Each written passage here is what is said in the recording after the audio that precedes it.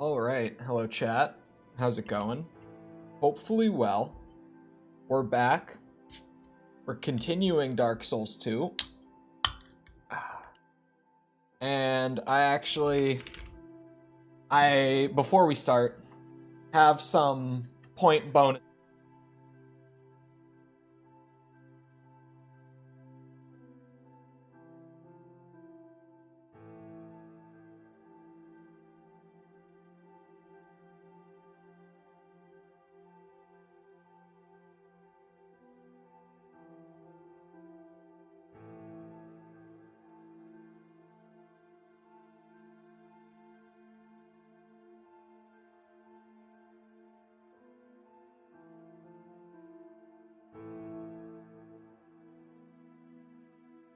Oh, sound is gone. My bad. Yeah, it looks like the scores may have reset. Jess, you wanna go to the VOD from yesterday and grab them real quick? Because I did not write them down. I've been writing them down. Of course it resets on the day that I didn't. But I have the thing open to edit it when I need to. Alright, I'm ready. I meant to flip over to live scene anyway. Hello, Positive Guy, Dream Master, Jess. I'm gonna need my glasses. It's old man day today. I'm gonna need them. That's better. Already better. Chulwig returns. I don't even remember specifically what area I had gotten to. I remember going through the castle. I remember going through that little cave area beneath the castle. Sorry, just off the bat, I was like, how many souls do I need to come back? Oh, that's right. Yeah. Okay, so I went through, the Shrine of Amana. That's what it was called. The cool, magic cave that was beneath the castle. And then we got on another elevator that took us even further down. And now, we're in the Undead Crypt. So, we just get moving. We start chugging. Try parrying my ass. Yeah, I was gonna say, I don't think this shield can parry. I had never hit L2 with it. So, to be fair, I never tried it. But I kind of just assumed. Beat Pinwheel on Dark Souls 1. Congratulations. Do you feel accomplished after that hard-fought victory of Pinwheel? He's a real doozy of a boss, huh? He really pushes the limits of what is fair in a boss fight. He's just so difficult to defeat. And if anyone doesn't know, Pinwheel is the Souls community meme for easiest boss in all of these games, just completely. He's he's notorious for it. Oh, hold on, there's the scores. Shit. Trapped behind the wheels. Okay, the wheels leading up to his room, those are a different story. Those are pretty... I hate those things. As someone who never plays with a shield. That, God damn it. That was 1160, that's what I thought. I almost did 1660, but that was a 500-point difference. I figured I would double check. 1480 and 745. Save that all up. Run the command real quick to fix it. And boom. The scores are good now. We're chilling. Imperious leggings. Now those sound kind of neat. What do they look like is the question.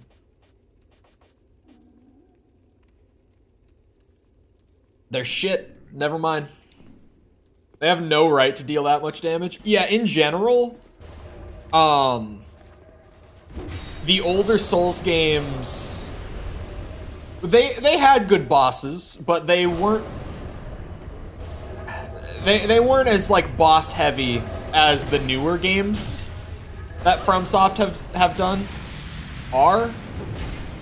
When you go back to like Demon Souls, Souls 1, even Souls 2, still, maybe even more Souls 2, to be honest, they're more about the difficulty of the boss run. Like the entire game is difficult, rather than having like a pretty chill game where then the boss fight is pretty hard, like later games like Souls 3 and Elden Ring kind of moved over towards that.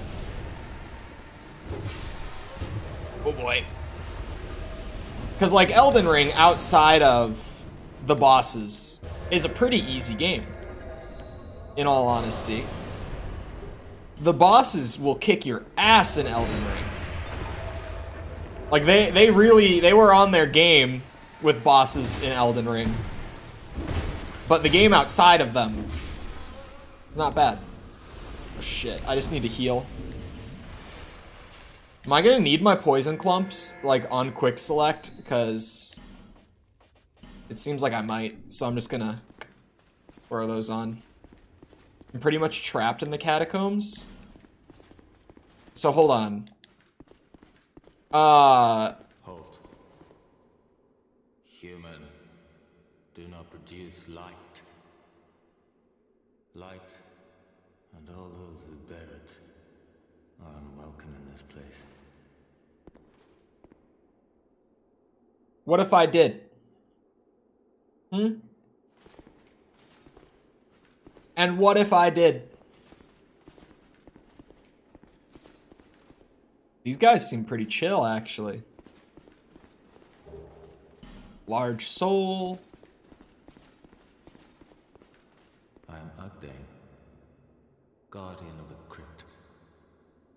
Well, hello. Countless dead rest here in peace, cradled by the comfort of dark. Light only agitates. We have no need for it here. Okay. I am a finito. We weave death and watch over the dead. This task was granted to me by the one who gave us the first death. Countless souls rest here. Some of them from ages long ago. Some were rich, others poor. Some wise, some dull, but now they're all just dead. Who Did you comprehend? Who gave us the first death? The one called Fendrick. Yeah, that's the king. Yeah. You will find him deeper inside. Many castle servants and the like have come to fetch their lord. But they rest here now, put to death by the king's own guards. Perhaps he's not in the mood for company. In the past, the former king of light, how queer you humans. I thought he was saying the same thing. Shit. You go on, never separating truth from fiction. This place is welcome to all, provided due reverence is shown. Death is equitable, accepting. We will all one day be welcomed by her embrace. That's true. Tell me what you desire. Show me reverence, and I will lend you my hand. Is this a covenant? What is this? It's just... Ring? Oh, it's just thorns. I was so confused by the wording until I saw it was called Ring of Thorns. Okay, it's a ring that gives you like a thorns effect. You deal little bits of damage back when you get hit. Dark arrows and dark bolts is interesting. Human effigies. Elizabeth Muthrum? Mushrooms are insane. Like probably the best healing item in the game, from what I can tell. At least out of the ones that I've used, that's the best one. Do you require? I want the gesture. Have mercy. I am a finito. Crude. Okay. Oh! Attacking! What? I was thinking it was maybe a fake wall. You know, there was a note there. Alright. Anyway, Melania thoroughly handed my ass to me. I thought she was insanely hard when I played Elden Ring. I had a pretty good first playthrough of Elden Ring, actually. First tried a lot of bosses that chat never would have thought that I would. Like Malekith was one of them. I first tried Malekith on my first Elden Ring playthrough back in the day. There were others as well, but that being the biggest one that I remember, because I'm like, how the hell did I even manage to do that? I can't do that now, but I did it on my first playthrough. I'm kind of confused here, actually. Oh, these just break? Huh? Malekith or Melania? Definitely Melania. What I was going to say, I first tried Malekith on that playthrough, right? I died to Melania 112 times. Chat was counting. On the first playthrough of Elden Ring, I killed Melania on attempt number 113. The same playthrough that I first tried Malekith on. So, for me, it's like, it's not even a competition. It's not even close. Melania's definitely harder. I don't think it's overhyped. I think Waterfowl is like the most broken move that they've ever given a boss in these games. I don't know why that exists. Like, it's possible to dodge it without taking any damage, but it is so difficult. And even then, like, you have to look it up. Like, you have to see someone else dodge it without getting hit by any of it to, like, know how to do it. It's not something you're gonna just intuitively, like, see the move a couple times and then be like, oh, this is how I execute my 3 dodges back to back in order to not get hit by any of it. It's just, that's not how it goes.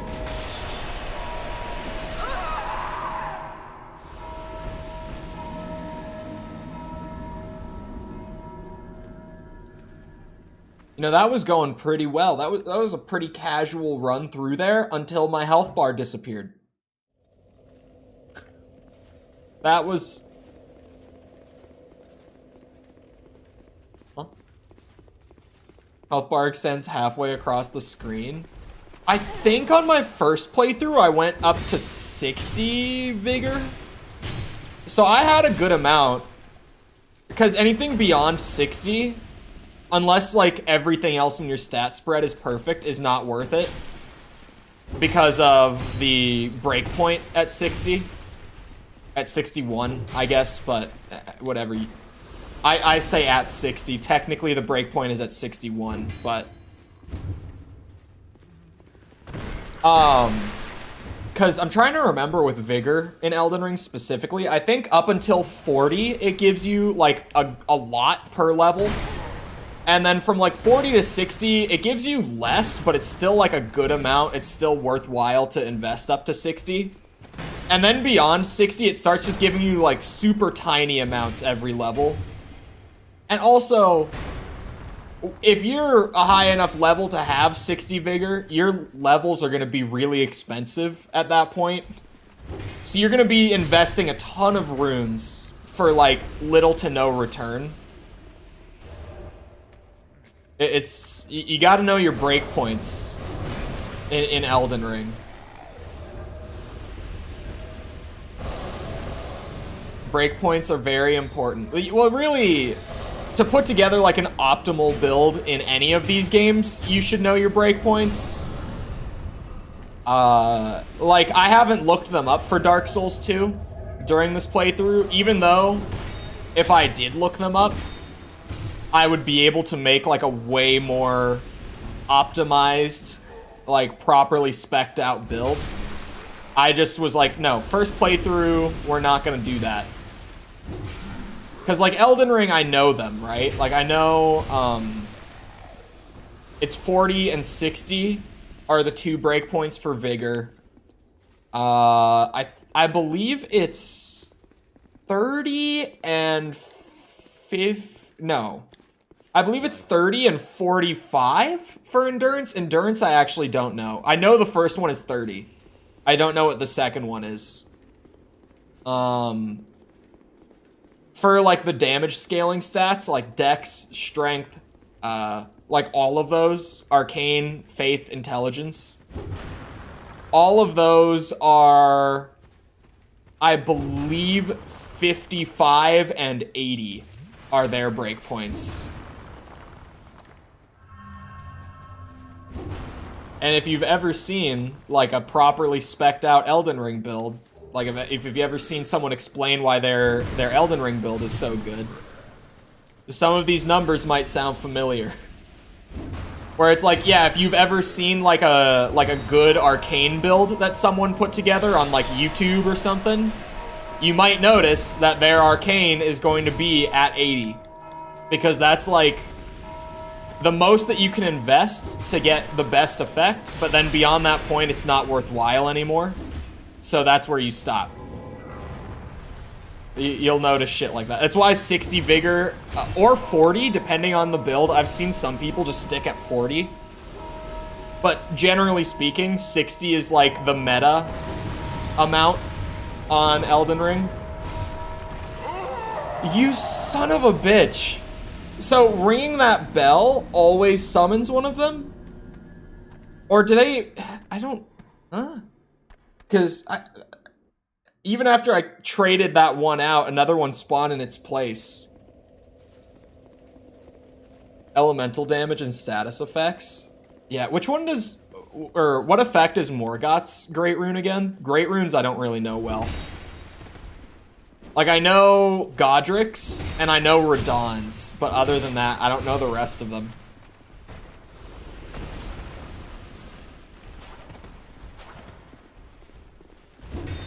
You son of a bitch.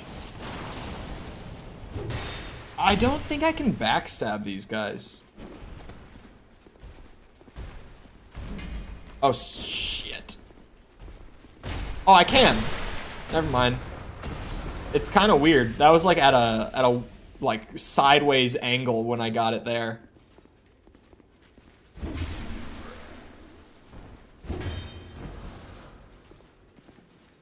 It's ridiculous in endgame.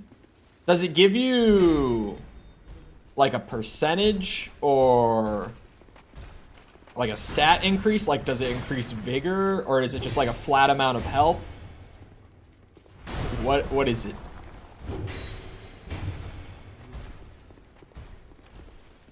Percentage. That's the best thing that it could have been. Percentage is good. Oh. I'm getting invaded and I recognize the name. How does this guy... He's not a good sport either. If you've been here during the Dark Souls 2 playthrough, you have seen me PvP this bitch so many times. This forlorn guy, I have fought so many times. He's not a good sport. He never emotes. If he ever gets the chance to jump my shit, like while enemies are on me, he will. He's just the worst kind of invader. So yes, I'm going to use heals on him.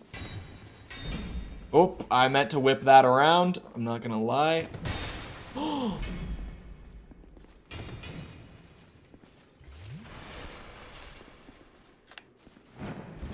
Huh, huh. Dude, he is running my shit. I think I should just use the shield.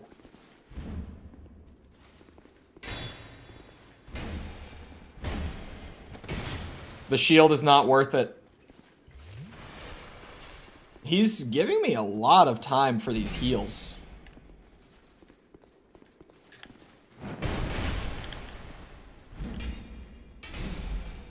Aha. This one was risky. He can't dodge. He can't dodge this thing for some reason. Okay. Forlorn is dealt with once again. Don't know how many times I'm gonna have to kill that bitch. Ooh!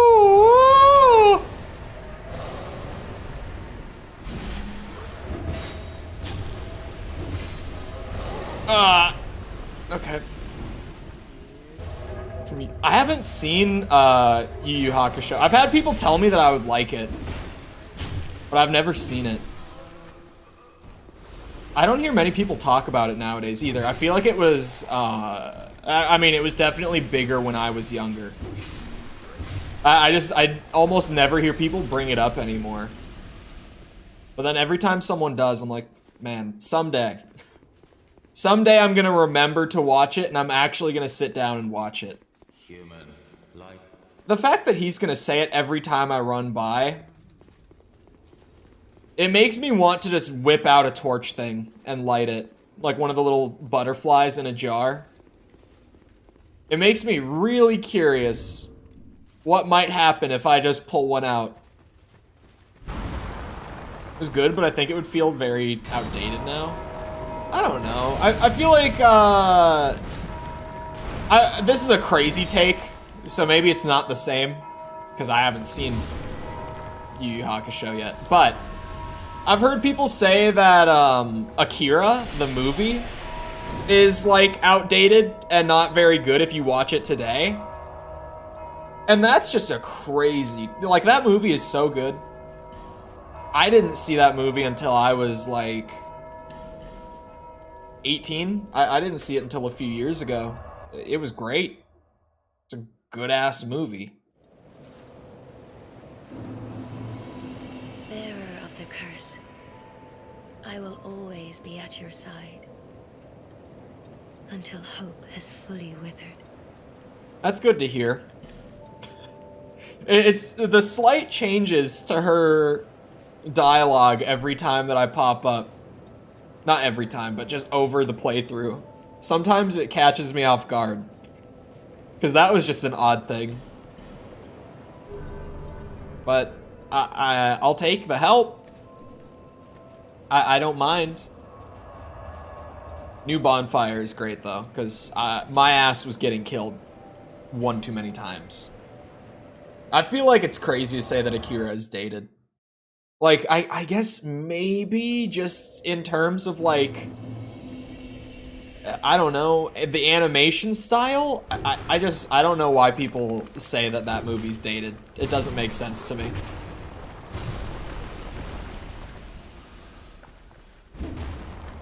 Because that's just a banger.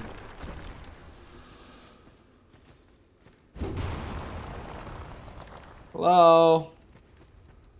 Can we not have these weird bell things around that are summoning magic ghosts that have, like, near insta-kill spells?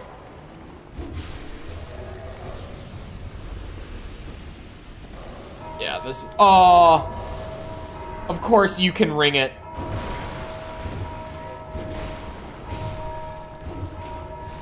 Oh, the bell. The bell. Am I safe in here? I fully expected... Oh. The body horror in that movie drives me insane. The body horror in Akira is amazing. Are you... I think this is an NPC. We'll see. I think it is. Sometimes it's kind of weird to try to tell. This might be a player? The NPC invaders are normally not this good at dodging. It is what's throwing me off. Ooh.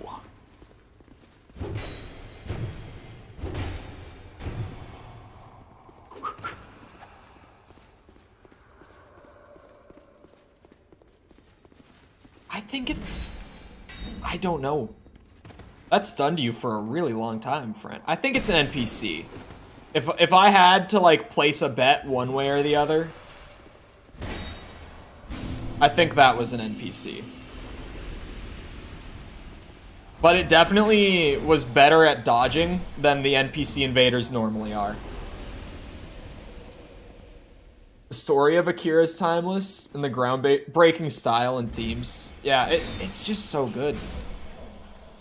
The art style, the body horror is the craziest part of that movie. Oh, more ghost men in the walls.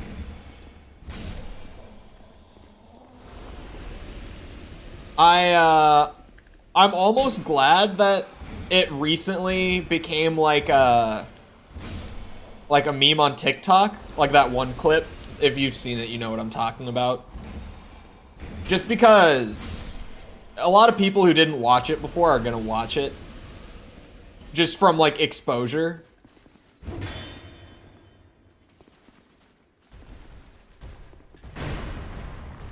Okay. Oh, okay, random... The Armored Core tangents make more sense on these streams, at least, than on, like, Tears streams. But, random thing. Someone let me know that, like, the one big complaint that everyone has been having with, like, the early press reviews of Armored Core 6 is that the missions are, like, 2 to 5 minutes long a piece. Like, you literally, whenever you start up a mission, you're only playing for, like, 2 to 5 minutes, and then it's over. And you, like, you know, go back to the garage, and you go to the next mission sort of thing. That's what Armored Core is. Like, I am just finishing up, like, I'm at the very end of the 4th Armored Core game for recording it for the new video right now, and, like, that's just what all of the Armored Core games play like. That their combat segments are, like, really, really short. You genuinely, you go into a mission, you fight for, like, 5 minutes, and then you're done, and you go on to the next thing. Visions of Man. The skeleton. The notes in these games can be so stupid, but sometimes I feel obligated to upvote them.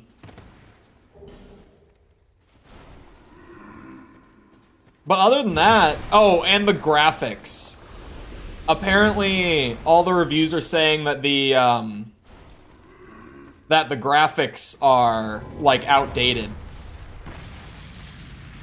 Which is also, weirdly, an Armored Core thing. Fextra said that. I've seen the Fextra clip specifically, but apparently it's not, like, an isolated thing with his review. I've heard that it's been, like, multiple reviewers talking about it.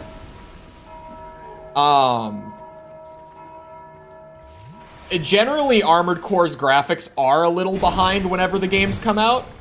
Not every single game. Like, Armored Core 2, considering when it came out, actually looks pretty good. But, like, yeah, the graphics don't look up to the standard of a lot of things coming out this year, sure. But have you seen, like, what's happening on the screen and, like, how fast that game is moving compared to most things that are coming out right now? There's a reason that Armored Core games tend to look a little more washed out. Like, if you take a still screenshot of one of those games, it's not gonna look as nice as a lot of games that came out around the time that they did. But like, oh no, controller's going a little weird. No, Steam, not now. A portion of my health bar is on the line. Was very positive. Yeah, I think Fextra just had a weird take with it. Actually, I don't know what his name is, because like Fextra Life is a whole company. And I can never remember what their guy's name is. Like the guy who does the YouTube videos and like most of the Twitch streams and stuff. Is his name John? I think it's John. I can never remember his name. Well, I have now learned that you can destroy the statues they spawn out of. It took me a little long, I'll admit, to figure that one out, but I figured it out. And that's gonna be helpful information. Yeah, it's a weird thing, because really it is like,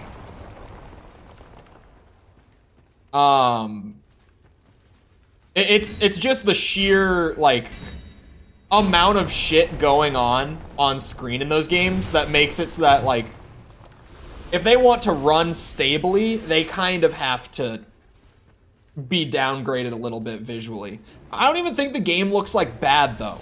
Like, I would never say that Armored Core 6 looks bad, at least from the very little bit I've seen, because I'm trying not to watch too much. As I always do whenever there's stuff like this going around. Oh, god damn it. Trying to stay away from it for the most part, but I don't even think it looks that bad. It looks better than a good amount of games that I've played this year, and even that, with the example of like Fextra specifically, that they've covered this year, like, it looks better than Hogwarts Legacy did. And there was a lot less going on in Hogwarts Legacy, just in terms of like what's being rendered in and like the pace of the game and everything. But like they never mention it in their review of that game. I think it might stem more from like an overarching complaint of just FromSoft recently, because I know he talked about Elden Ring a lot in that too. And it's like, yeah, Elden Ring artistically is amazing. But on like a technical level, it does feel like a handful of years behind. But thankfully the art style carries super hard in Elden Ring. Armored Core pioneered the storytelling aspect of Soulsborne games. Thematically, yeah. Armored Core is kind of weird, because like the first game, like the very first one, it did feel a lot like Soulsborne's storytelling. But after that, like literally as soon as like Project Phantasma came around, they started doing their storytelling much more directly. At least so far, they might go back to like a more subtle approach later on. Because I'm still, in the grand scheme of things, like I'm on game 4 of 15 right now. 16 if you include 6 coming out next month, so yeah. But it's much more direct, like after the first game. Like just flat out, you'll have like a contact at whatever mercenary group you work for. I was gonna say Raven's Nest, but Raven's Nest disappears after the third game, so like you have your contact over the radio sort of thing, who's constantly just like feeding you info about what's going on. You just flat out, like, you encounter other characters during your missions that will spout exposition at you. Oh god. Your handler. Yes, handler, that's the word.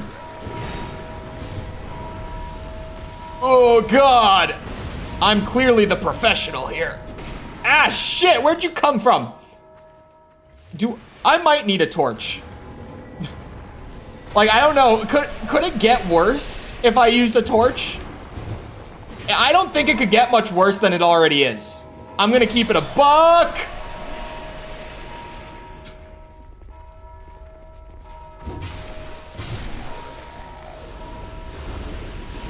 Screw it. I'm backing off. I'm grabbing a butterfly in a jar, and I'm just gonna see what happens. Dude told me not to use it, but what happens if I do?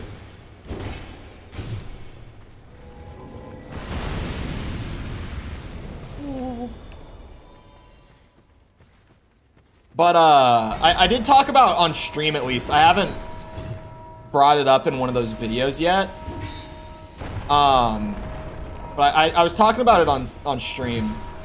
How, like, with Human Plus, the thematic storytelling in the old school Armored Core games is, like, directly similar to Dark Souls, especially, like just the Dark Souls trilogy.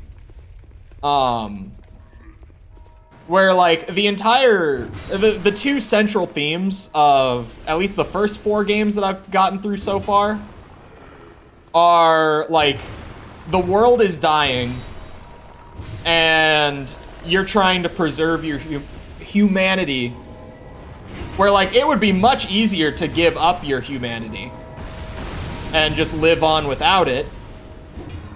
But, for one reason or another, your character, at least, is supposed to strive to maintain it. Now, in Dark Souls, it's like, you can give up your humanity in like a meta sense by giving up on the game. Like the whole humanity metaphor and the undead metaphor is literally just for either you persevering and beating the game or giving up on it. In Armored Core, much more directly, you can give up on your humanity by just opting into like becoming a superhuman and getting augmented and becoming more powerful to beat the game more easily that way. Shit! What is this? I don't think I'm supposed to actually try to fight my way through it. Which I hate to say, but I don't think you're supposed to fight through this room the way I'm trying to. I'm trying to like take out all the statues and I'm not managing. I'm gonna keep trying the torch thing because at least I can see and it doesn't seem to make any difference. I'm gonna... Oh! Wait, the statues are gone when I go back through? Okay. Yeah, we're gonna continue working to destroy all of the statues they're spawning out of in that case.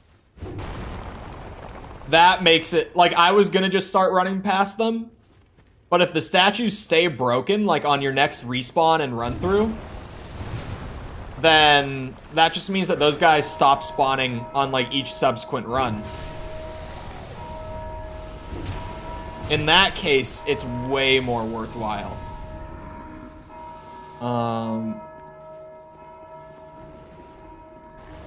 Whoa. Wait a second. What are you? Attacking? I don't want to. Oh, what? There's just like invisible dudes hanging out? And they drop smooth and silky stones. There's gotta be lore shit for that. There's gotta be some lore shit behind that. Like the invisible, like pretty much just the spirits resting in the crypt. Hole ahead.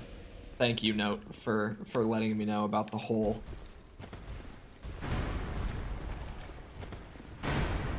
I love how I thought that the castle was like the final area of the game. Oh my god, that almost killed me actually. Here I am, like 8 hours after finding the castle for the first time. Granted, there were other distractions, but here I am still trudging through new areas to try to find this king and whoop his ass. Uh-oh.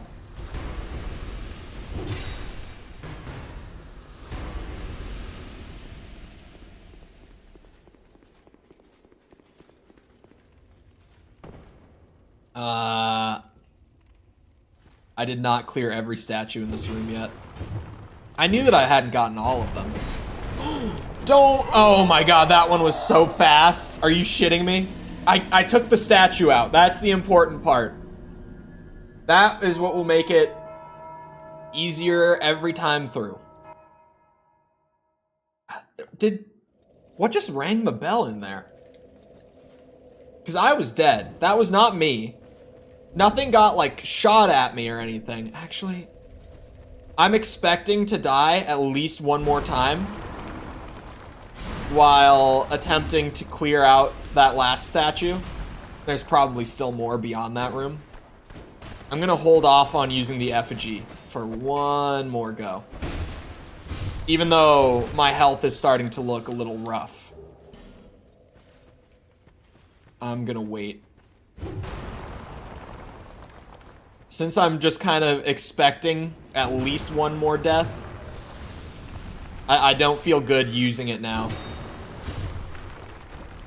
That was very close to me. Thankfully, they're just shooting like the little awning above them. That helps me out a lot. Do not want you guys slashing at me while I'm trying to fight in this hallway. Would appreciate if you didn't do that. Thank you.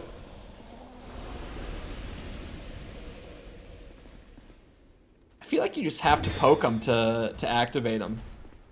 I love that there are enemies in this game that clearly were used as inspiration for a fan favorite build in this game, the wall. Oh! Still makes me happy that the wall came back in Elden Ring years later. I actually first learned about it from Elden Ring. I had never heard of it from Dark Souls 2 before. When I saw like the Elden Ring clips going around of people doing it.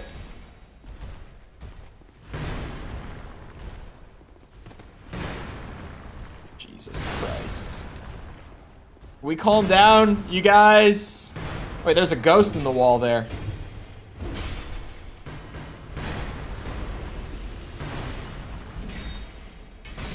Okay, if that wasn't enough to kill him, I was gonna be pissed.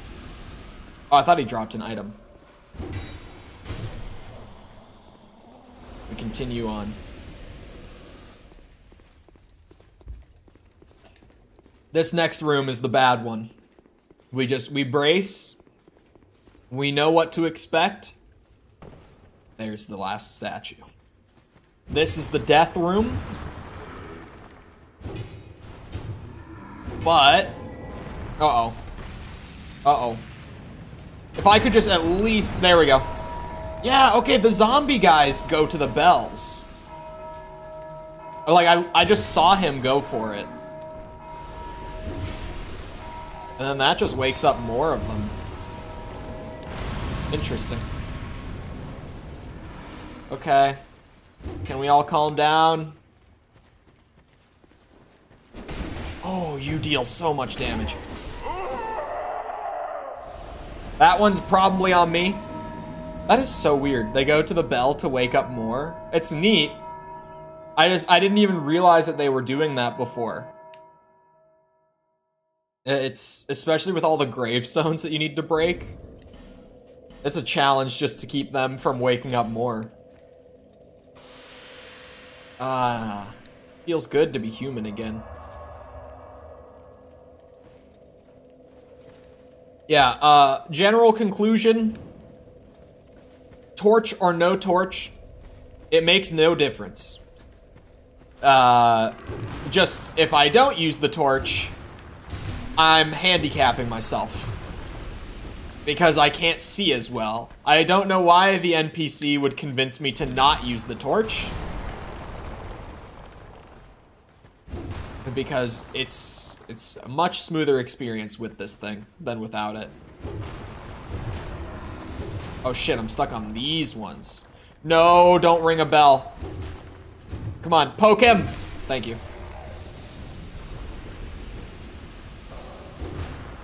Whew. Skeleton. Oh shit. It's okay. We're fine. You son of a bitch. I thought there was more space between us than there was, clearly.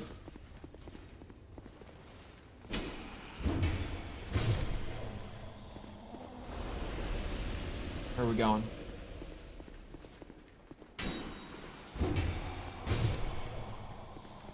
Bonk. Bonk. Told you I wasn't kidding. What, the guy who put the bomb up his ass?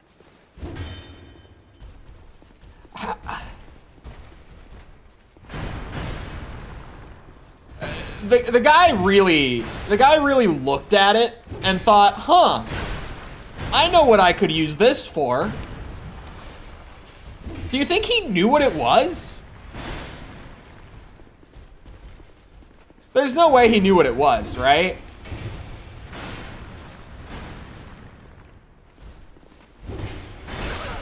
Because surely, if you knew, you wouldn't do that. That would be insane of you. Can they not enter here? Oh. Well, shit. Pretty sure he did. There's no way he did. Because, like, at that point, what was he thinking? Just like, oh, well, it's old, so it probably won't go boom while it's up there. He was wanting pleasure. Well, I could have inferred as much. Wasn't there like a little dead end hallway that had something at the end of it out of these three? Could have sworn that one of them... Oh, great. Okay. Let's get that out of the way. Thankfully, he spawned behind it. Yeah, the thing at the end of it. No, no, no, no, no. Son of a bitch. How many? How many are we talking? None?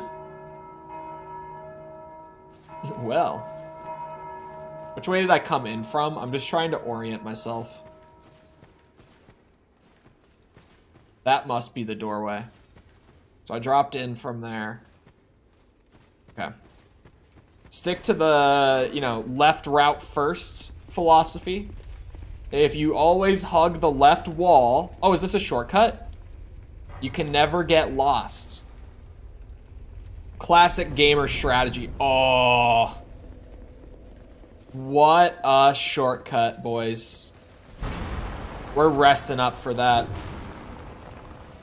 I'm more surprised it wasn't in Florida. What state was it? I don't think I caught what state it was. I don't think I like paid attention to it.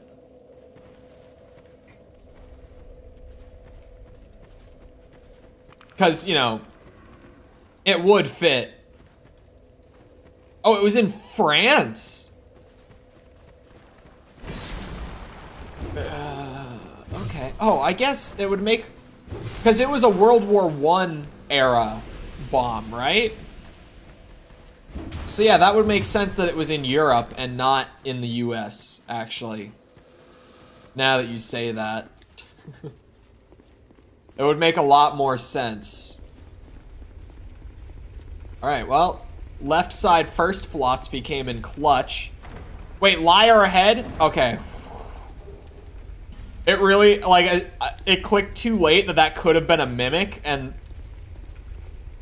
if that's the boss door,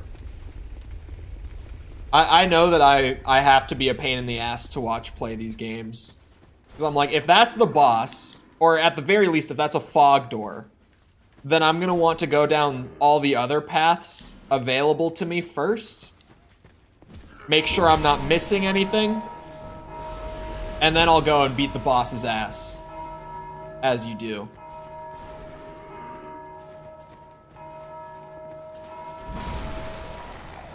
Dragon Charm? I think Dragon Charm is a consumable. I don't think it's new. Yeah, it cures poison and gives back HP. If this were Elden Ring, I would have seen like the name Dragon Charm and thought it was a talisman. But thankfully, because we're playing Dark Souls, rings are just rings. Like they all have the word ring at the end of them. So whenever I get a new ring, it's very obvious.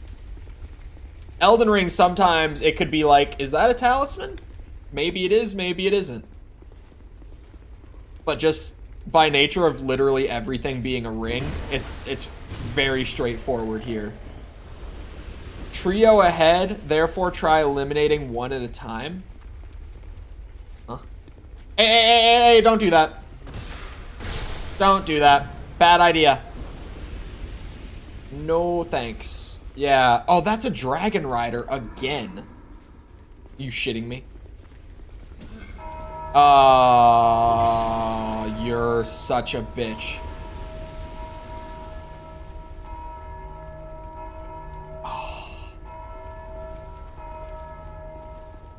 I see at least 4 of these magic wall ghosts, thanks to that bitch waking them up.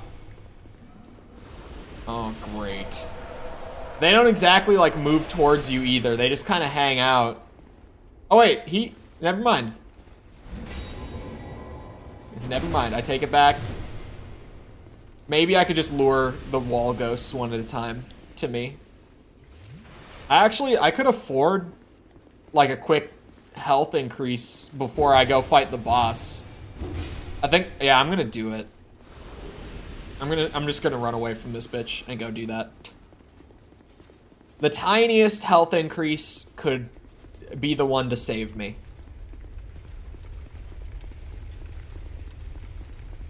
At this point, since I'm all scaled out, I kind of want to get up to like 45 on the HP. And then maybe, I guess, just like pump strength from there. Endurance wouldn't be worth it, because you get like 1 stamina per level in this game. And you start with like, what, 120 or something? So even with the endurance that I have, yeah, I've got like 134 from bringing it up. I think you might have like 110 or something at the start. I don't remember. Or is it literally, oh, I think it is literally baseline 100, and for every level you... Yeah, it seems like that's the case.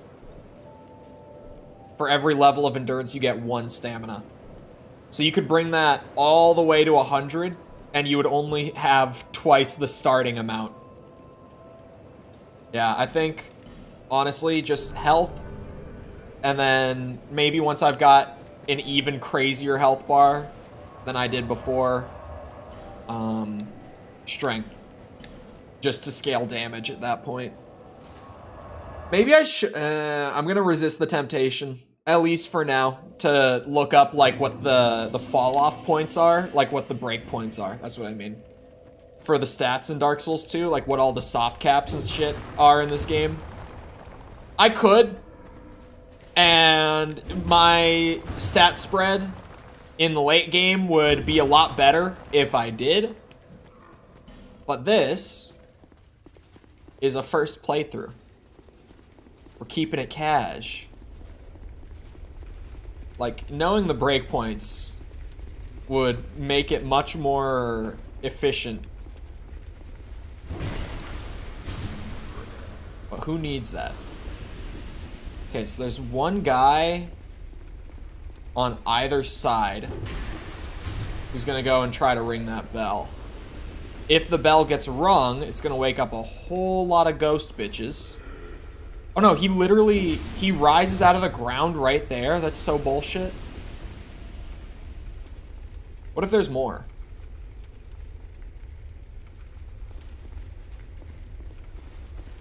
I don't think there's more. Okay, I wanted to make sure that they weren't like infinitely spawning. Because the worst thing that could happen is for me to get down here and start fighting these guys. And then the ghost dudes come out of the wall. Like, that would just be the absolute worst. Oh shit! How did you block that? That's bullshit. Are you serious? Let's hope he's a good sport.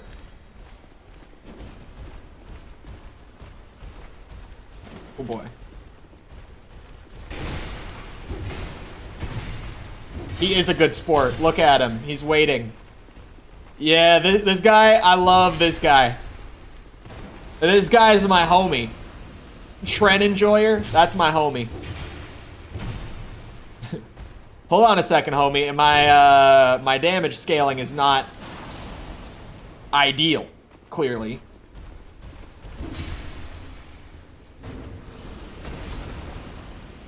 Yeah, I like this guy.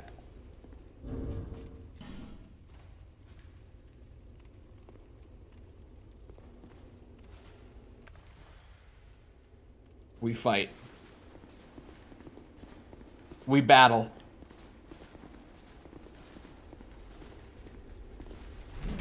Ooh. Nope. No, no. Not today. None of that! Stop that! Oh shit! Not the guard break! Please! Ah! That hurts! How could you? What?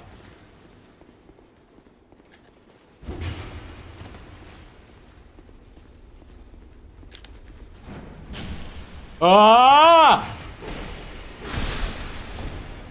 Still alive. Okay, not alive. Not alive anymore.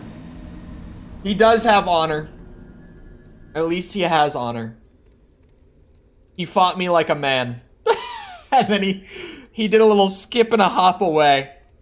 Off into the sunset. You gotta love. Why did he do that? It's amazing. I love that he did that, but like what? There.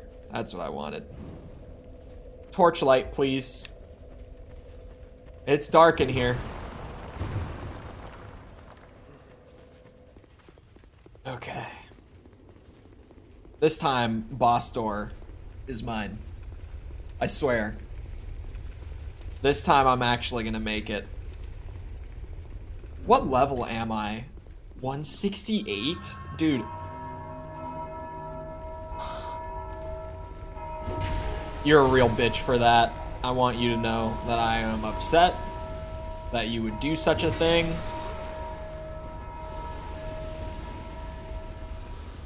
Hold on, wait for the third guy.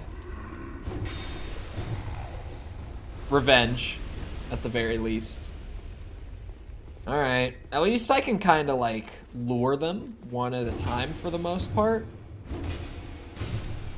I thought I would be cool to go and grab my soul pile. Clearly I was mistaken. Come on. Give me that poke. There we go. Blue flame is a weapon? Is that the sword that they use? Is it called the blue flame? Hold on. Oh, hold on. He aggroed. I am curious now. Blue flame. Is that their sword?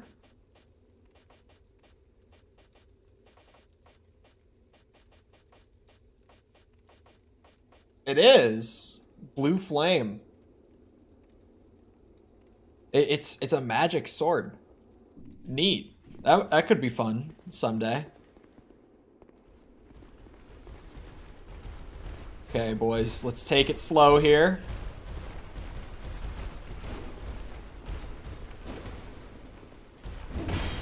Oh, shit.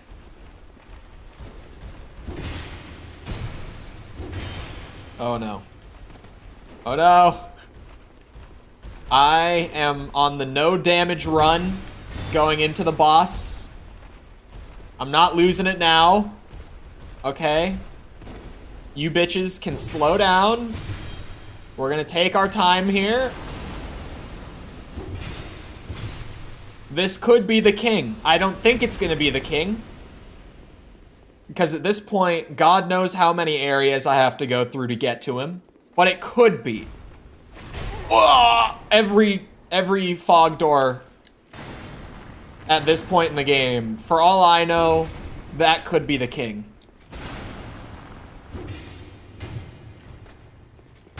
You son of a bitch.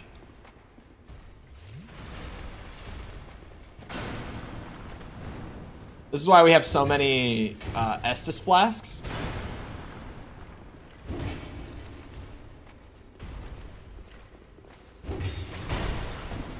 It's for the boss runs, not for the bosses. Oh, why? Why are there scaled up versions of you everywhere at this point in the game? Honestly, out of like the bosses that this game has had, in terms of like what's an early one that we could reuse over and over again, he's on theme. He's not too tough, but he's definitely an enemy that gets hits in on me. Oh, I'm not saying it. Oh, you are such a bitch. Please slow down.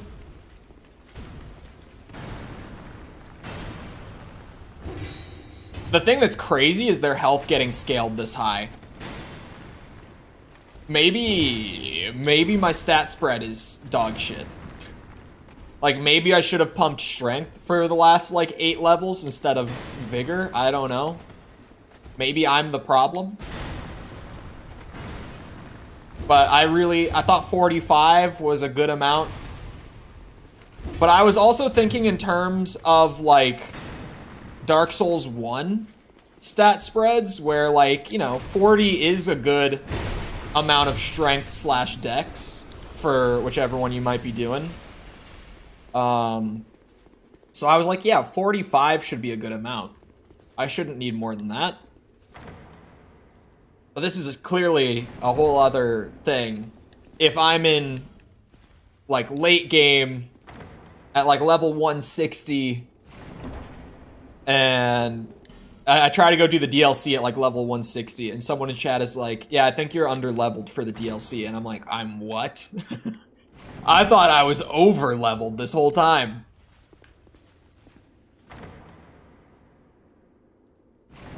There we go. Bunch of shit that I'm not gonna use.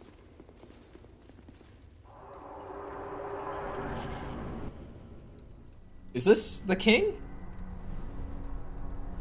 That could be a king. It could also just be like a king's guard sort of thing. The cutscene makes me think this might be him.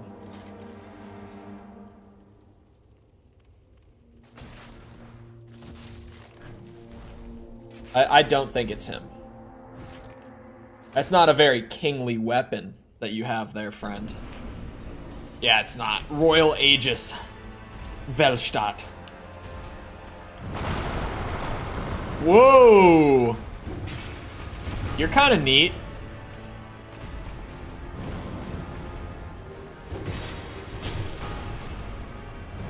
Oh, bitch! Son of a bitch! Stay back! Don't start running at me like that.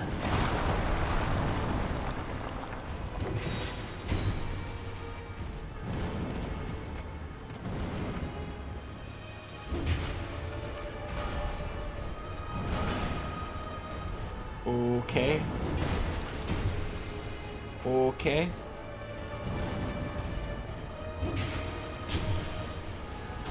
Poke him in the dick. What is this? I'm getting away from whatever that is. If he, like, heals or something, I'm gonna lose my mind. Okay, no, it's like a buff. Great. I just let him get a free buff. Whoa, let's not. Oh, shit. Yeah, that hurt. He's slow, but he packs a punch. Oh, your defense got higher. That's great. I'm so happy for you. Oh, what? I thought he was backing off to like do a spell.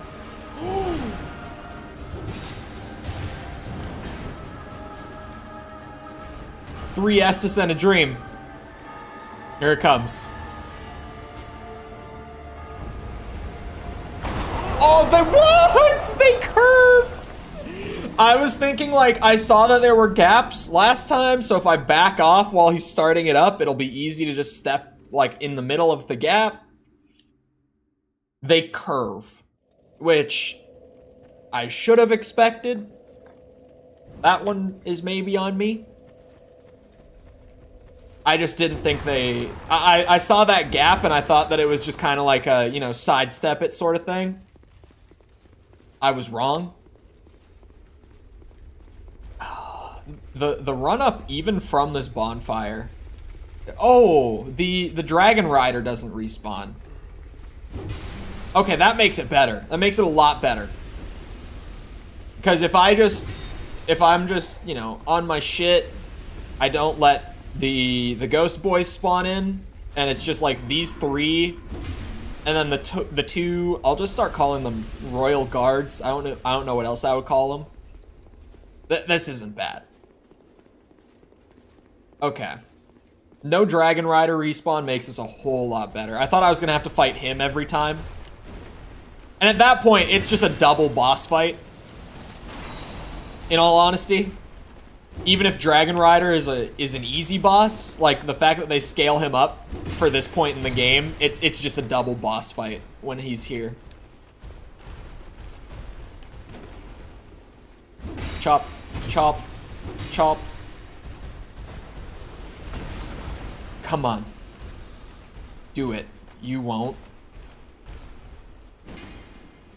He did. He got stabbed up the ass. That's what you get. Wow, that boss run is a lot nicer when you do it right. Actually, a pretty casual, no damage boss run if you just do it right. For a boss that deceptively whooped my ass. Like, I started fighting this guy and I was like, oh, okay, easy boss. Like, easy first try boss right here. And then he whipped out the dark magic. And he threw me for a loop.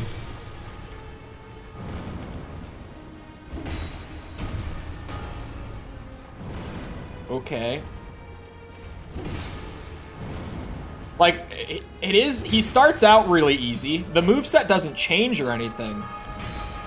But it's, I mean, outside of, like, the spell getting added in from what I saw.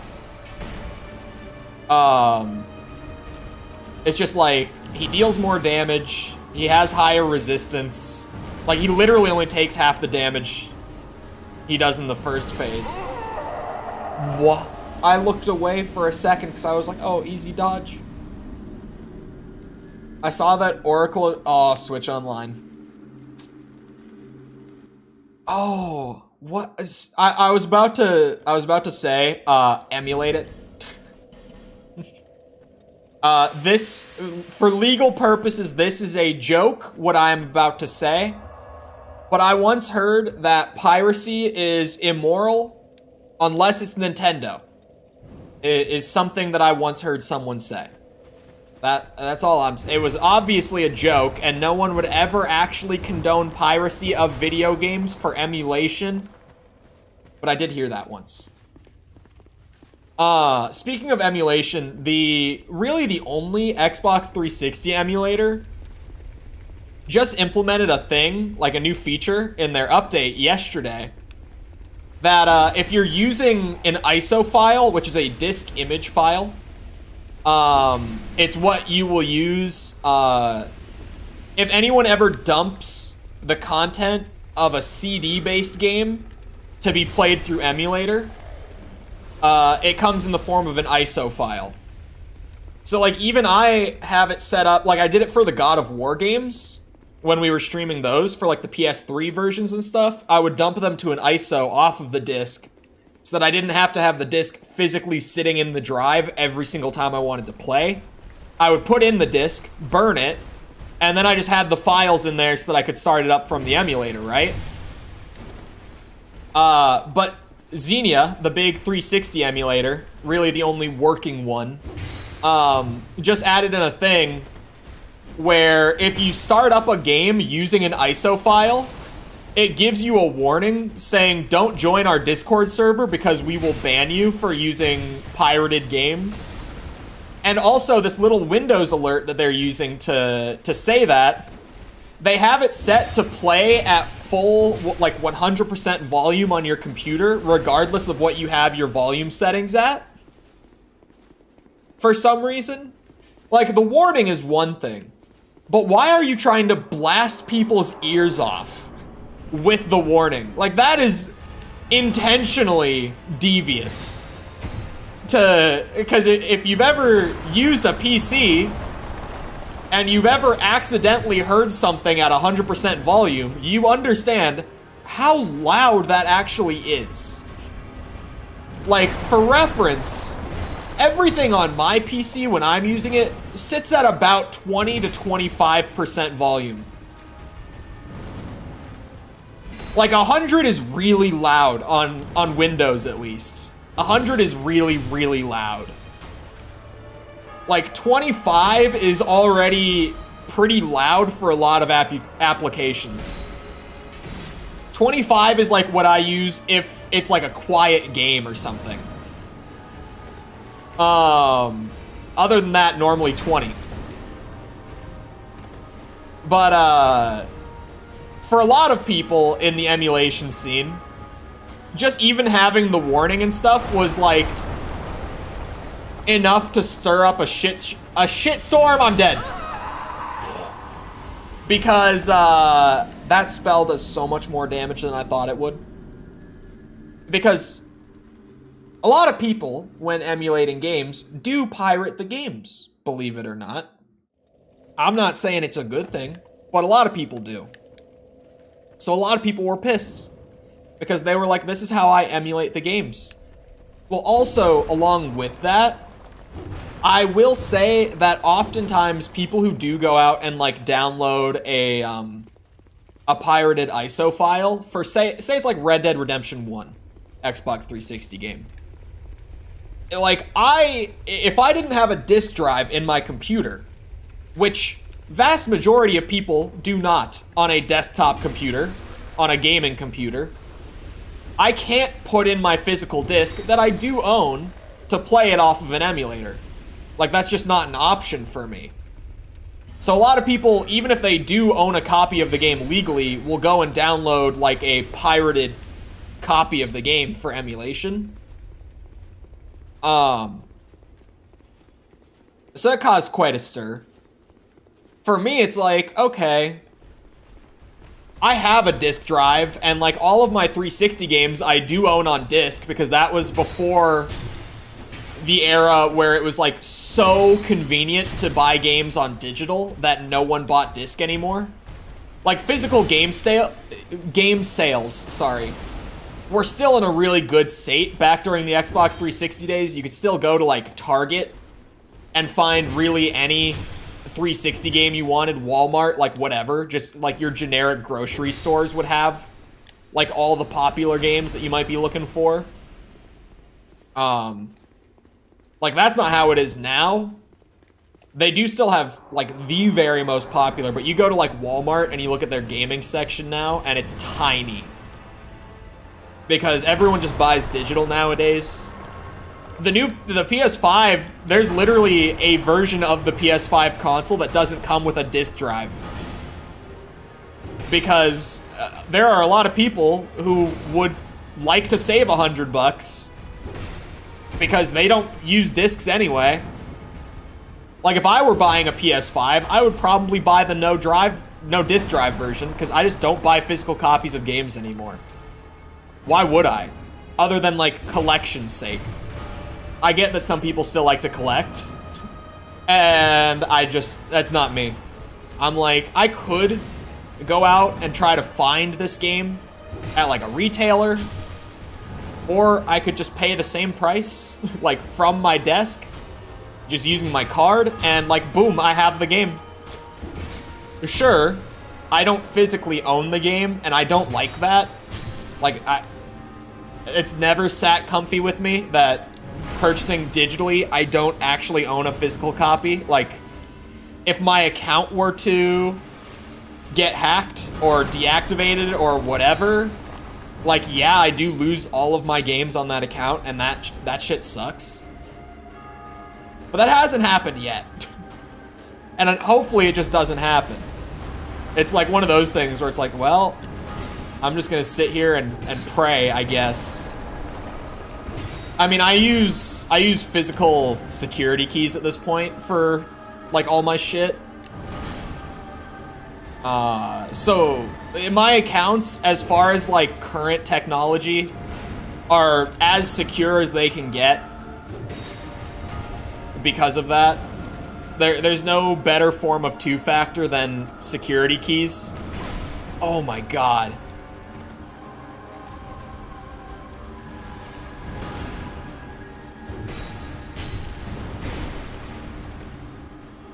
They're an investment, but they're so worth it, man. Security keys, that is. Oh, my Jesus. I don't like your second phase. You kind of scare me. This is the rare, like, actual scary Dark Souls 2 boss. These guys are not common in this game, but they pop up at random. And it's like, oh yeah, I'm still playing a FromSoft game. Oh my god! I can't even poke him in the ass safely. What do I do when my go-to strategy stops working? I'm lost without it.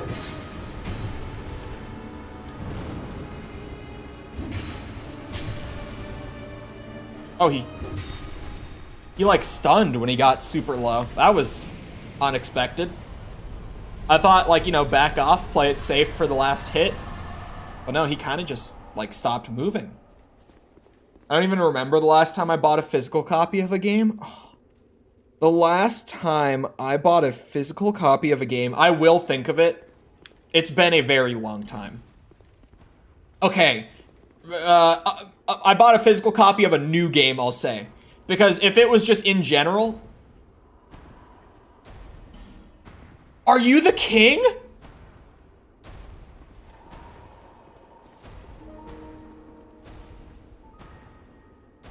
That's him!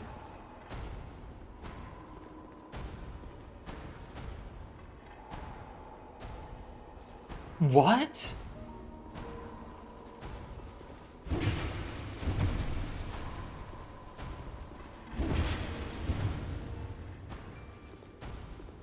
Why does it feel like I shouldn't be killing him?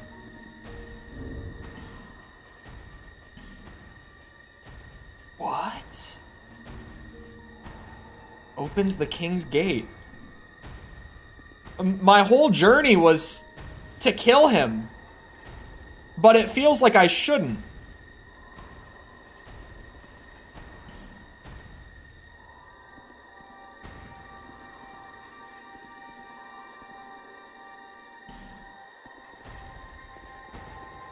This is him, though.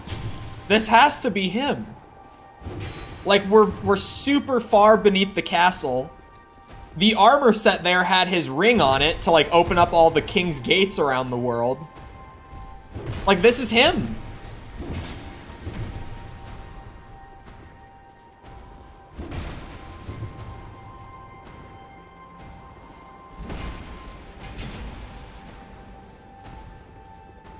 Did they give him so much health to, like, make me second guess? Because if he died in, like, a few hits, I would not have had enough time to rethink whether or not I should kill him the way I did.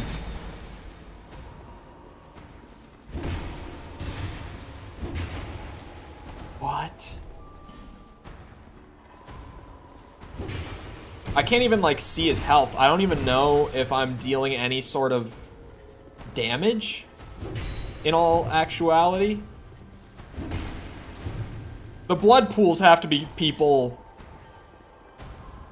Try tongue, butthole.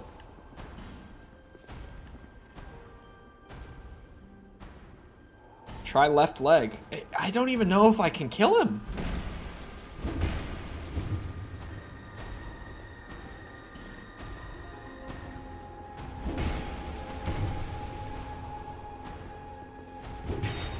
Wait, the maiden. Oh! The maiden! Why was she there? I didn't even see her until...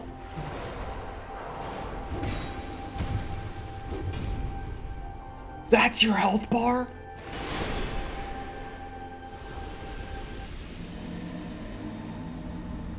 No, no need to Google.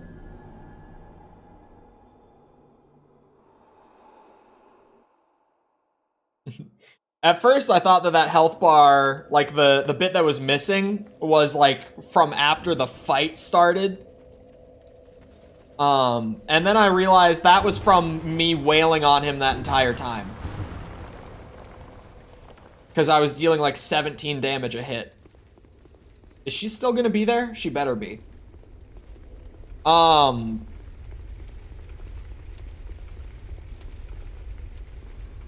Okay. Oh, shit. I have curiosity anyway. I feel very interested to learn the lore now, like after stream, genuinely. When I'm working tonight, I might have to pull up some good old Vati Vidya. All of a sudden, just that moment alone has now made me like, okay, I need to know Dark Souls 2 lore. What the hell is that about?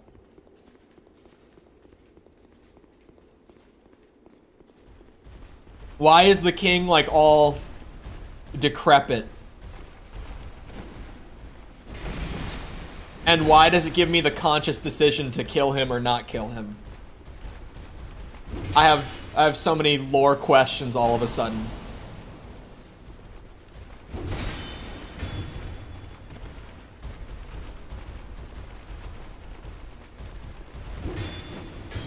How are you blocking that? That's bullshit.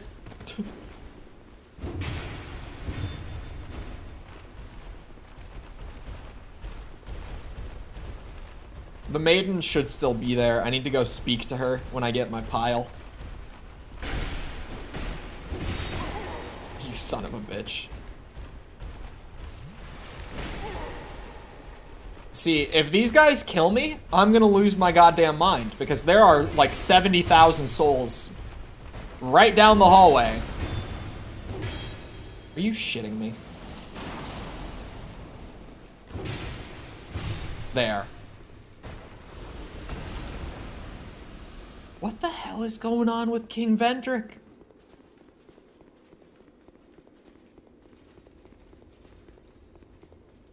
I think the last game that I bought physically, like when it came out, was like Dead Rising 3.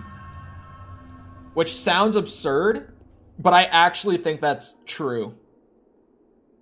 It sounds absurd because that's 2013.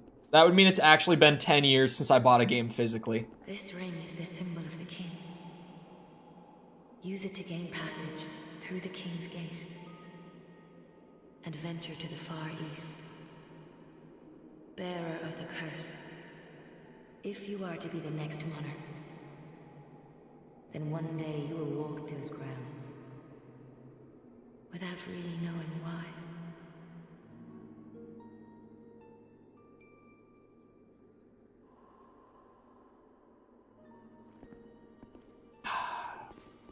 There's more area. Like, obviously, with the king's ring. I might have to, like, go find stuff that allows me to actually damage him. What are you up there for? What secret item is this? One shot. What is this? Twilight herb? A twilight herb? Restores spell uses? That's what the secret, like, moth up there was for? To restore spell uses once? I thought it would be more. Wait, what the hell? There's an item down there. Oh, whoa. I apparently double tapped. Aww. Hold on. First things first. I have a shit ton of souls. I think I know what King's Gate it's talking about. I think the only one that comes to mind Because I've seen a lot of locked doors throughout the game, but, you know, those have been, like, the DLC doors. I think what it's talking about is the one that's in the Shaded Woods. Off of one of the paths from the bonfire there, there was a locked door that was not, like, the DLC areas where you have to teleport away from the main game to access them. It's just there. That's the only one that comes to mind. Oh, maiden! Bearer of the curse. Okay, the always be at your side bit. I thought it would change again after that.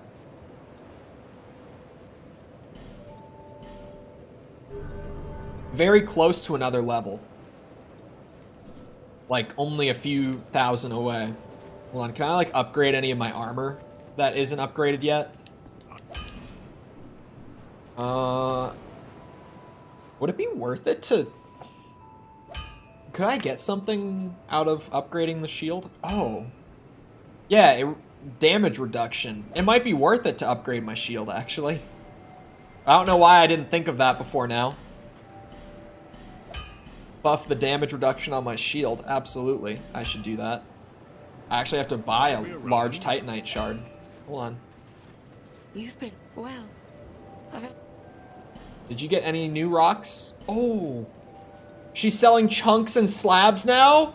Wait, she actually got new inventory. We're gonna be able to upgrade so much more shit. Visit me again. Hold on. What? She doesn't have like infinite stock of those, but that's gonna be really helpful that she has that now. I was starting to think that she just would never get like the higher tier rocks. Genuinely. I'll be around. If I really want to use the tower shield, that's getting maxed before the armor for sure.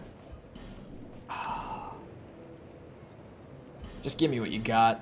I'm gonna end up buying it all eventually anyway. Let's be real. All the way down. Okay, I have the chunks, but not the souls. I'll be around. If I get like 10k, I'll come back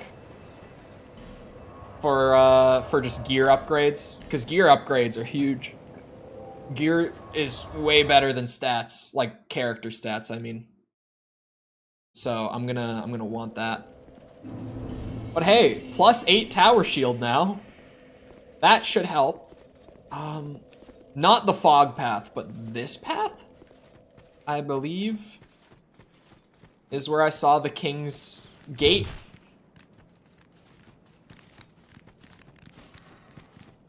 You guys.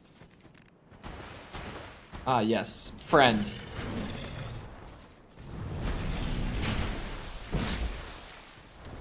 Whoa. Son of a bitch.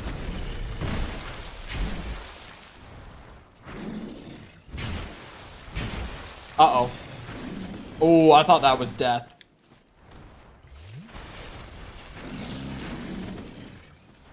Oh, he's gonna sit on me! Shit. I thought of that a little late. Oh, shit! Don't sit on me. Stay back, demon.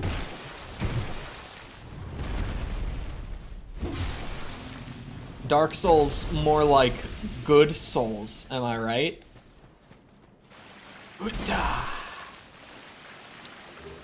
Affinity? Man, why are you giving me new magic? I don't need new magic. Why would you give me that?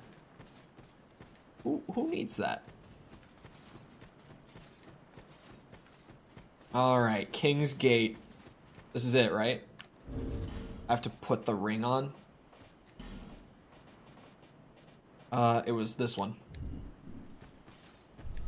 Whoa.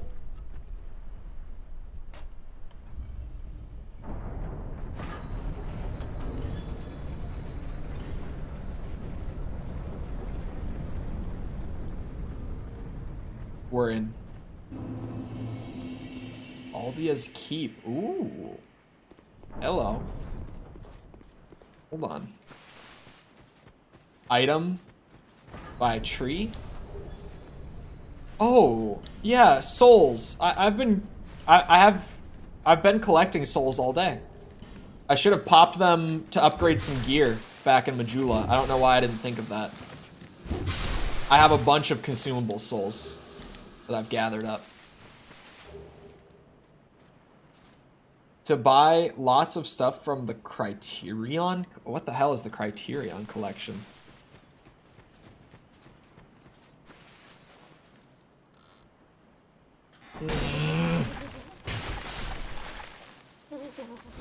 Okay. So any chest can be a mimic, not just the wooden ones. Oh, those sons of bitches. FromSoft. You know, I love you guys, but that one might be too far. That one, we might have crossed the line.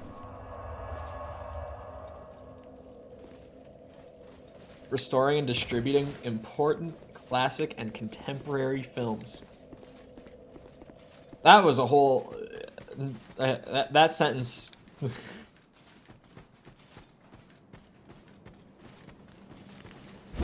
That means a whole lot of nothing, but I get the point. Classic and contemporary. Why would you need to restore contemporary films? They're contemporary. Film restoration, though. So that we can all watch the face in the moon get shot in the eye with the rocket for years to come. No, I cannot remember the name of that movie. I should be able to, but I can't. I've seen it many times. But I can't remember the name of it. Yeah, I figured it was like from their words, but I'm just saying the contemporary bit makes no sense. I need to find a bonfire in there so I don't have to keep swapping my rings just to get the door to open. That's annoying as shit. Hello? I'm back. Now where's that mimic?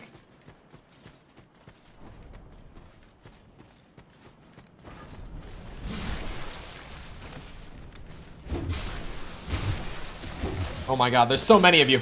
Don't petrify me.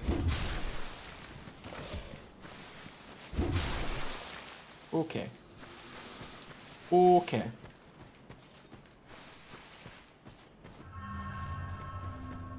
Now that I know that you're a bitch, wake up.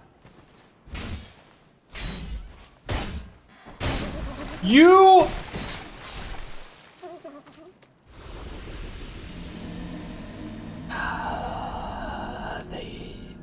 So the metal ones also behave differently.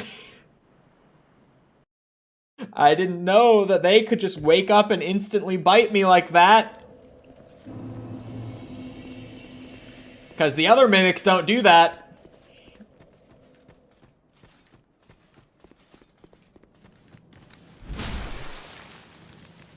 You son of a bitch. I'm not bad. Check this out.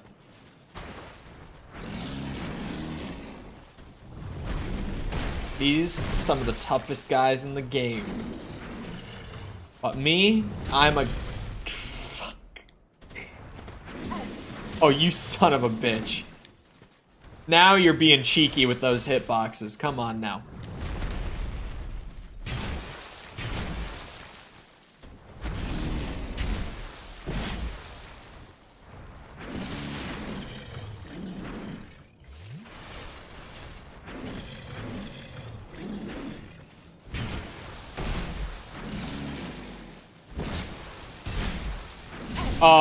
Come on. There we go. I thought the third hit would kill him. That's why I didn't dodge. I was wrong. Kill the dog. Whatever it is. It's not a dog. But I hate it.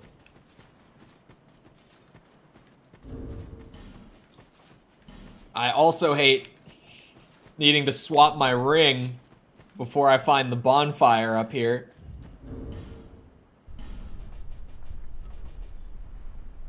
Greatest player alive. Thank you, thank you.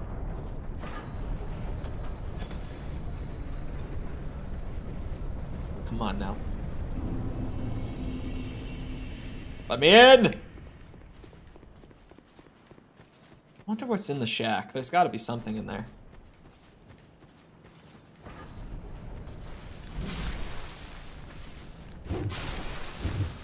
Uh-oh.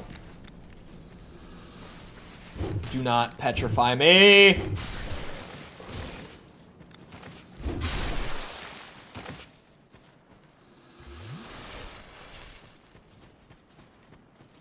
What a beautiful Estus.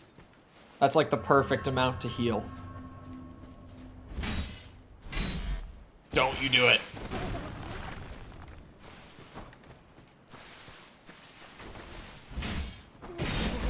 Oh. What? Are you shitting me? Where did this crazy moveset come from, man? Also, nice animation pairing. But... why, dude?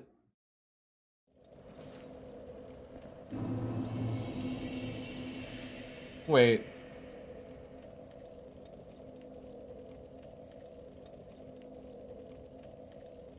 Huh? Hold on. Oh.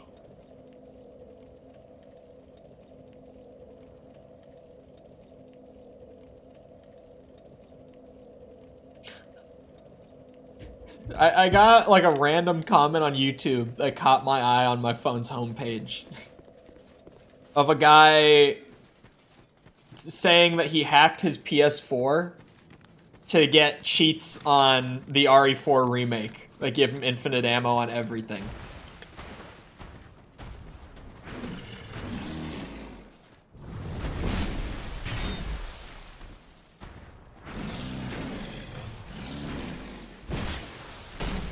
Oh shit.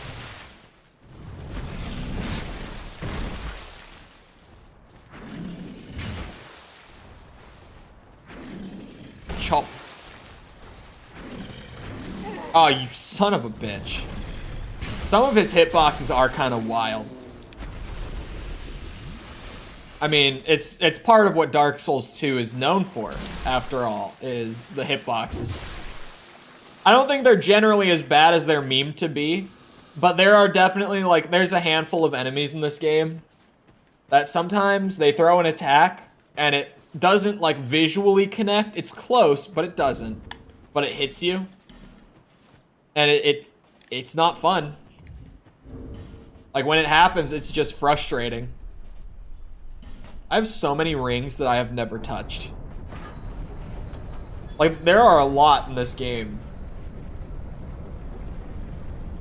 And some of them are so weirdly specific, like this one that just reduces the damage you take from backstabs. Which, with the netcode in this game, could be useful for like PvP. But generally, like just playing Dark Souls 2 for Dark Souls 2, like I don't know why I would want that ring over other options at least.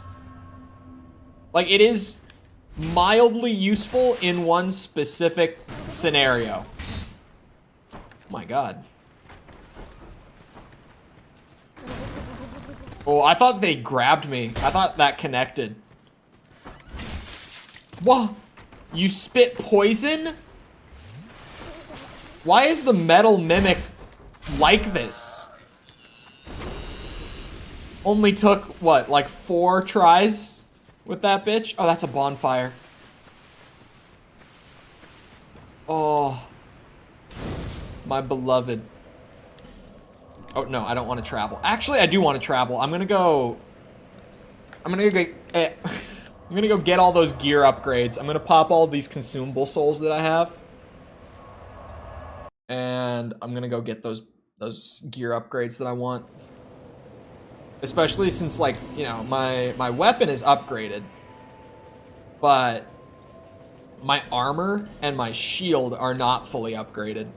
So, getting just, like, more damage resist on all of my gear is gonna be super nice. Just taking less damage is a good thing for me. Dude, look at how many souls I had that I had no idea that I had. Because I just forgot that I was carrying all of these. Oh my god, 40k with those. That is so... Why? Whoa. One boss soul. Wait, I have 2 Executioner's Chariot. Oh, yeah. Because when they throw these guys at me as normal enemies, they still drop their boss souls. Yes, 6,000. Thanks, Dragon Rider. This one should be more than that, at least.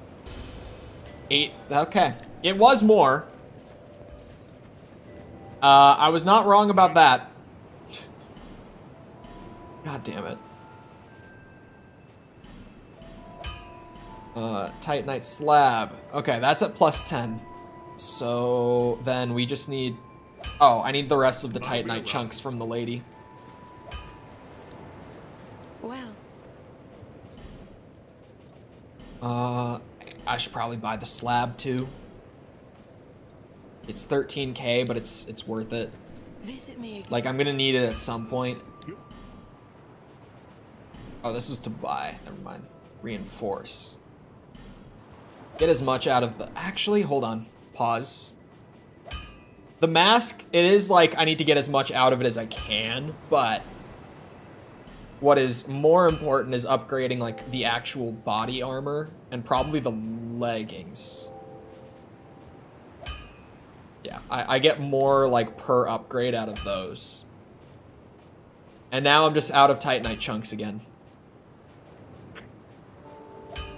Well, shit. I'll be around. There's that done. I'm gonna use an effigy. Go into the new area with a full health bar. It's always nice. Okay, so the new area is like at the bottom. All right. Now we're good. We're good to continue. Are the dogs gonna aggro? No, they're not. Okay. I could fight them every time I respawn, but I don't want to. Radiant Life Gem isn't bad. We're off or right. Is there something up here? Not here. Hold on. Is there something over here? Oh! That's why he said not here. Okay. I am like just... Wait a second. Was that? That's an NPC. Alright. How do you even say that name?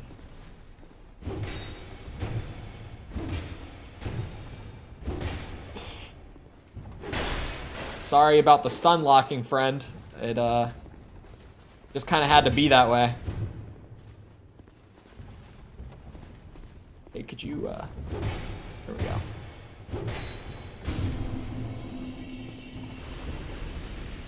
Horse? Man, woman? I don't know if I can break it open. I thought I saw something down there. I guess I was just wrong. I just simply didn't. What's behind this door?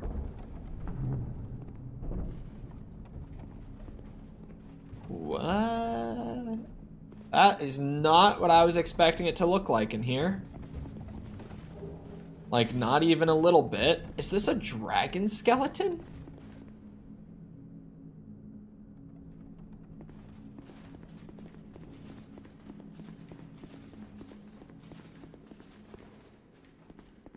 I did see a dragon in the DLC. Not in the base game, but I saw one in the DLC. That is a giant basilisk. No, why would I use it on him? I wonder if they gave him something, like, to drop when killed. Basilisk mini boss! What the hell? Why do you hit that hard? Oh my god, no, this is just a boss fight. This is just a boss that they didn't label as a boss. What?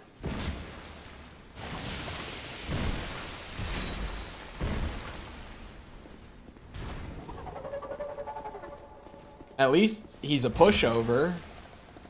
He hits really hard, but it's still a basilisk. Like, the moveset is the same.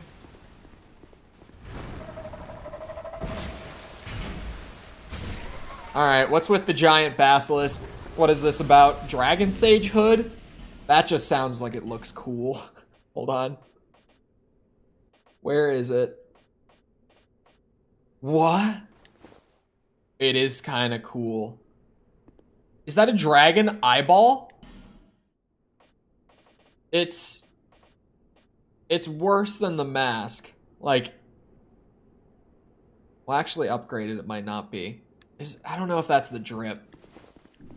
Yeah, I think I'm going back with the mask, honestly. It's kind of dope, but fatty ahead.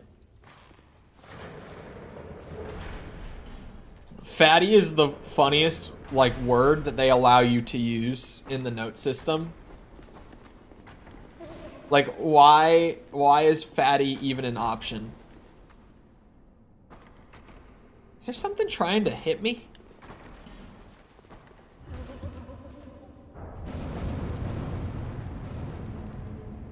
Oh, no, there's a mimic up there. There's that thing. There's a big troll friend up there. There we go. What are you? I haven't even fought one of those. Hello? Oh, potions room. I see that. Don't think I don't. A lockstone. It replaced the one I just used. I'll take it. I'm not saying no. Don't you dare.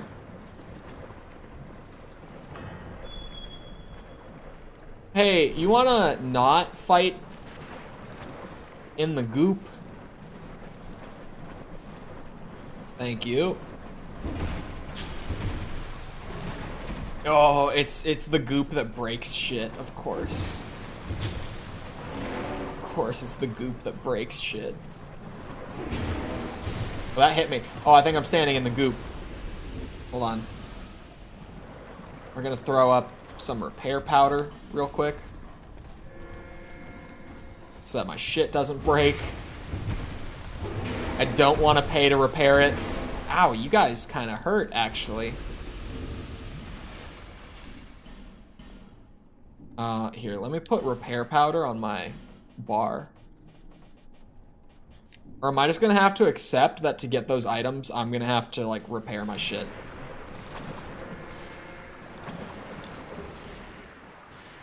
Uh-oh. Broken. Okay. Okay. The less that breaks, the better.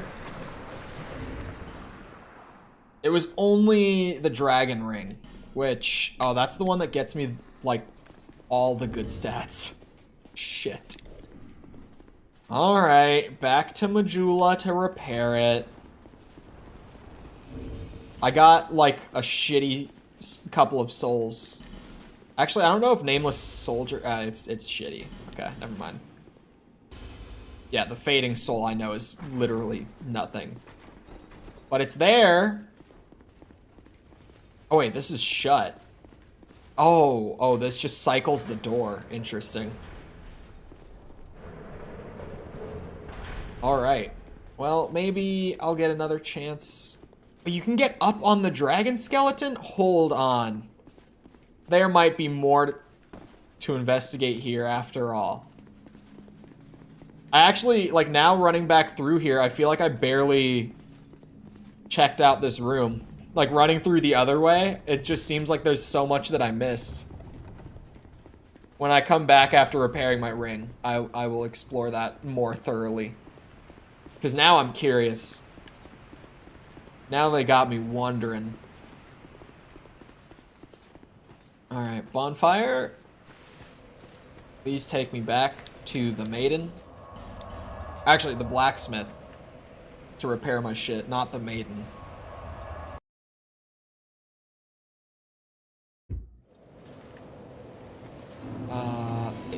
Wasn't it like 2,500 to repair rings before?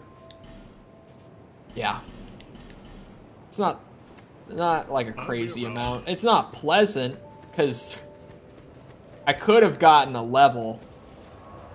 Like, I'm right there. I'm gonna have to do an extra loop just to, like, get a level and not lose those souls.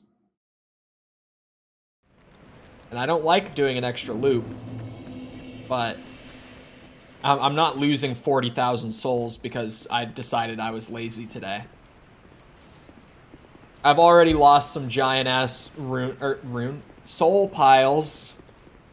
They're souls in this game, just from laziness. We're not doing it today.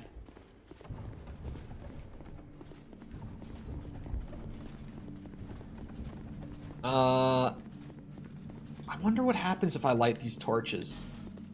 Wait, the don't you dare, those aren't player notes. Those are like actually written by the devs. Pullback is also written by the devs. Like all of these. Now I feel like I have to light all those torches too. What was that sound?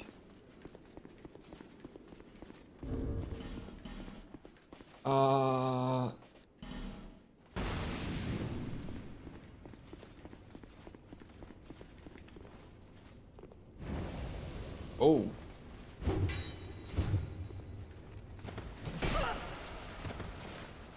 Wait a minute. Wait a second. You're shitting me. No way. This forlorn guy that I've had a rivalry with throughout my playthrough, who has popped up and invaded me in like every area I've gone to. It was an NPC the whole time. Hello, Shadow. It wasn't even a player. Who are you?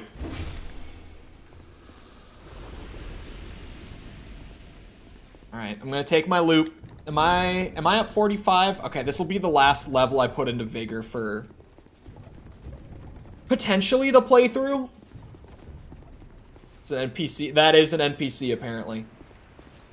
The entire time he's been invading me, and I've had like this rivalry, and I've screamed about how he doesn't emote to me and how he rushes me when the enemies are still fighting me like a bitch. It's because it's not a player. It's just because I saw him so frequently in so many different places, I thought he was a player. Normally the NPC invaders are like a one-off thing. So why is there one that appears like throughout the whole game?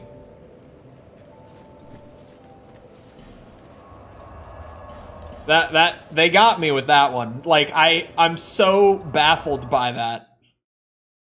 All this time you've had a rivalry with a robot. I actually have, is the crazy thing. That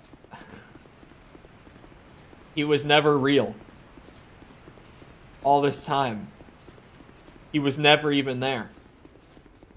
He never existed. Who is forlorn? That is the question. Today I'm just asking so many lore questions. Now I'm so curious about the lore. Once I finish the base game, I will probably start throwing on like lore videos in the background while I'm working. Hello? By the very gods, what have you done? Oh, you were hiding? You've really done it. You'll never escape him. Forlorn? What do you sell, friend? Wizards hats and robes? +2 lightning defense ring. A bunch of great arrows. Bonfire aesthetics. Not too shabby. Those bonfire aesthetics, those might be nice. It's gonna cost, yeah, over 40k per level for me now. That was like the absolute edge of, it was like 39.8 that last level that I just got. I hear you. Glizzard. Wait, where's my rocks? I didn't get a rock. You are a mimic. We're not. I really thought. Great magic barrier. I do love my spells in Dark Souls 2. I'm a big spell user myself, if you couldn't tell. Hey, you stay in there. Don't you dare. I'll run your shit. He just kind of stood there.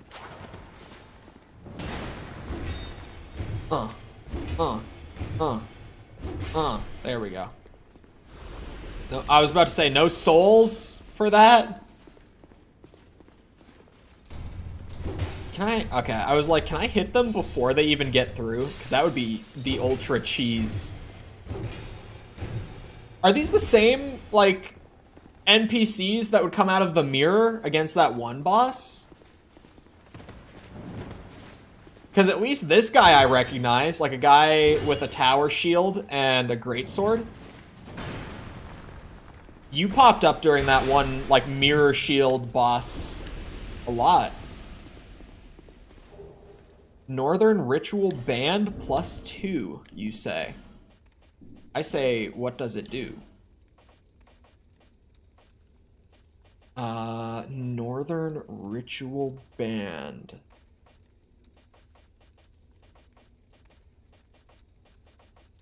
Where is it? Oh, there it is. Increases spell uses, reduces HP. Get that shit out of here. We are not wizards. We do not cast spells. We fight like warriors. With a spear and a shield.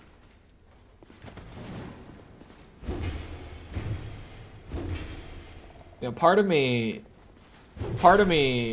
kind of thinks that by the end of this playthrough, I might go back to the greatsword just because that thing was entertaining as shit.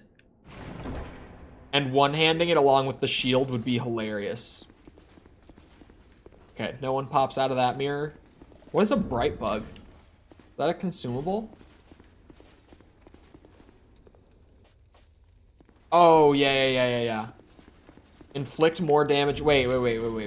Inflict more, receive less. It's a great consumable.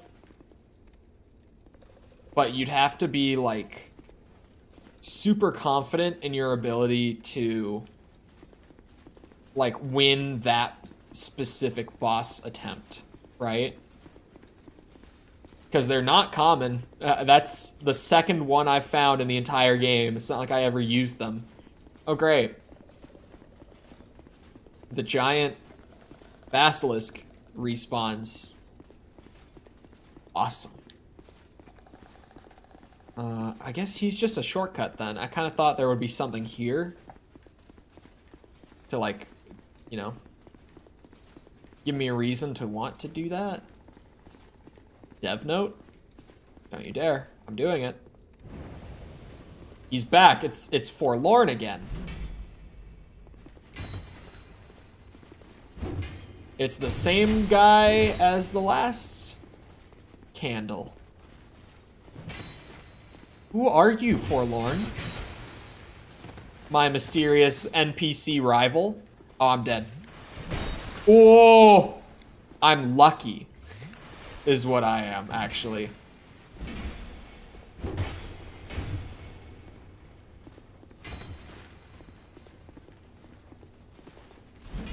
Uh-oh.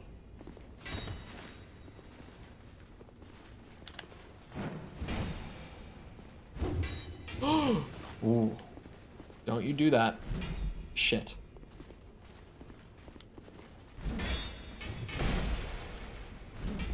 Uh-oh. I might be dead. No, we're good. Haha! There's something about that guy. There's something weird about that guy. This has to be a mimic. Nope, not a mimic. Okay. I'm gonna be expecting it now. Bonfire ascetics. See, those, like, those could be good to farm souls with. I don't know if I'm gonna do it, but I'm saying I could do it. I could just go level up using bonfire ascetics, if need be.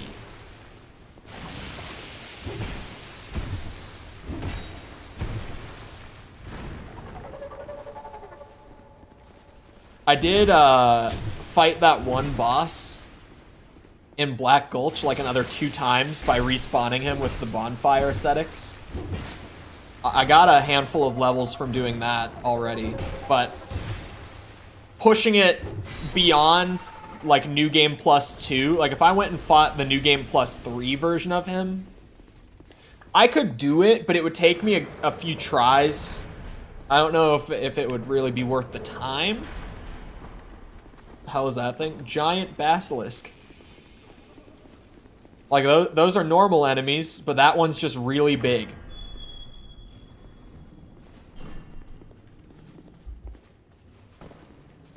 Oh wait, I already got everything down here, didn't I? Oh no, I didn't. Is it Forlorn again? No. Oh wait, yeah it is. It's just Forlorn with the greatsword that he used to carry around. Ow.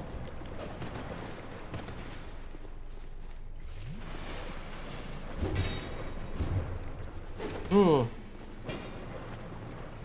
It's more of a mantis. It's an enemy from Dark Souls 1. They're called basilisks. I know that normally it's a snake, like in mythology, but that's what those guys are called. Whew.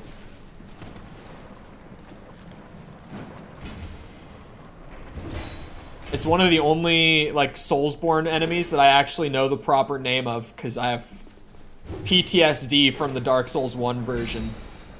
But anyone who played Dark Souls 1 has the PTSD from them.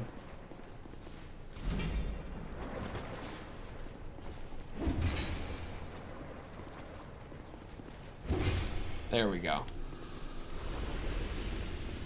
I feel like if I light all the torches like in the entire place that spawn our good friend Forlorn, I might get something. It's possible at the very least. I could probably break that cage and fight the troll. I don't think I want to. There's another one. Let's see, but my question is like, why is Forlorn everywhere? Doesn't make sense, man. Why are there these candles that are like manually summoning him now?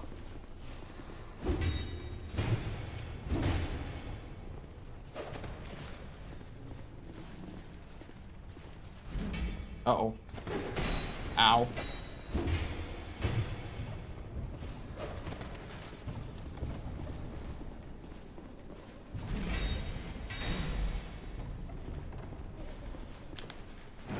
Duh.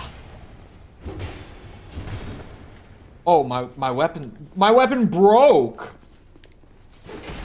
Oh, son of a bitch. How am I alive? Look at my health.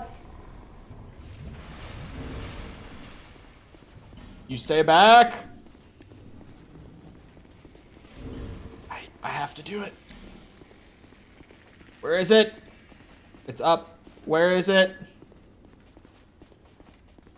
Oh shit.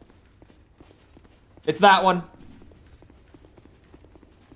My old friend. Greatsword plus 10. You asked for this. You brought this on yourself. Okay. Well, I broke my weapon. I can push on with the greatsword for now. I don't have to immediately go repair it. I'm pissed that I have to go repair it.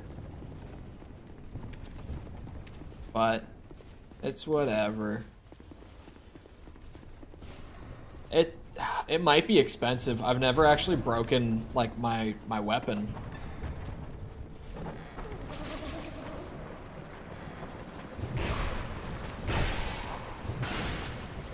What the hell are you? Look carefully. Oh, there's dogs down there. There's the pooches. Oh no. Okay, that's the with the equipment breaking water, whatever you want to call it. That's the lower area. I'm alive! Oh, I'm fat rolling.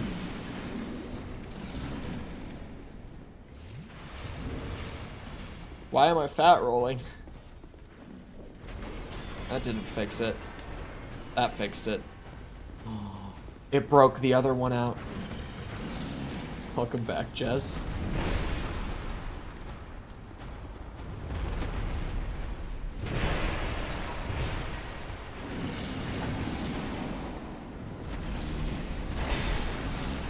Ow, ow. Oh, you're shitting me! Where did you come from? Where did the little fella come from?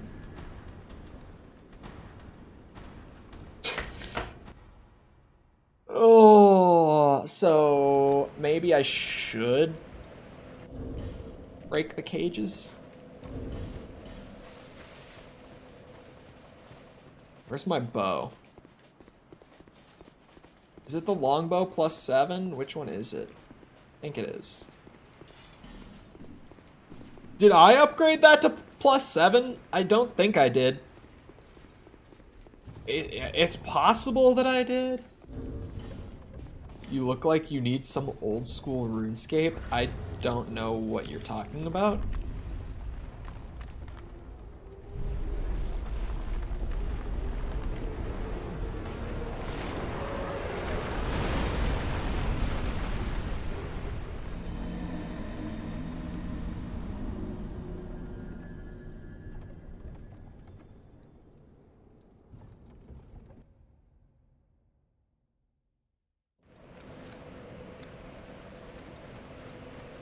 Are we my souls, you bitch.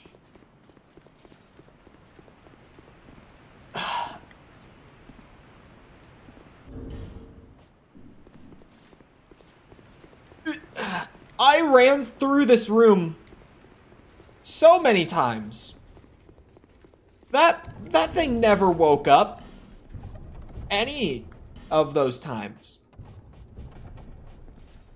It gave me a key to open a mansion. The head is gone. Hold on, need my souls.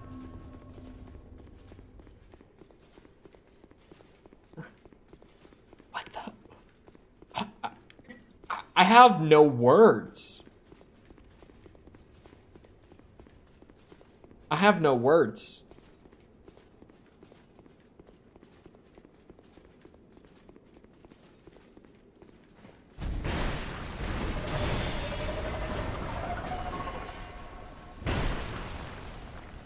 Got angry you were making too much noise.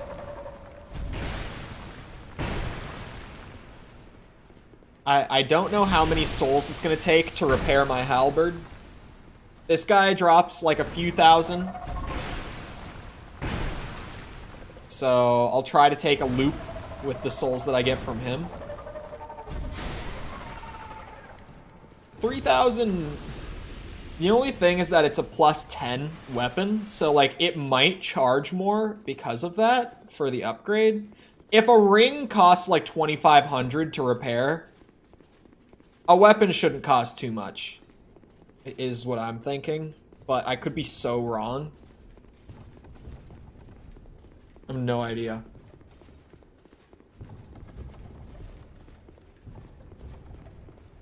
The dragon skeleton is the craziest troll that I have seen in a while. Like, what? The amount of times that I ran through there and nothing happened. You know, it was sitting there. It looked cool. It didn't do anything. And then that time, it just woke up and one-shot me. Like, what?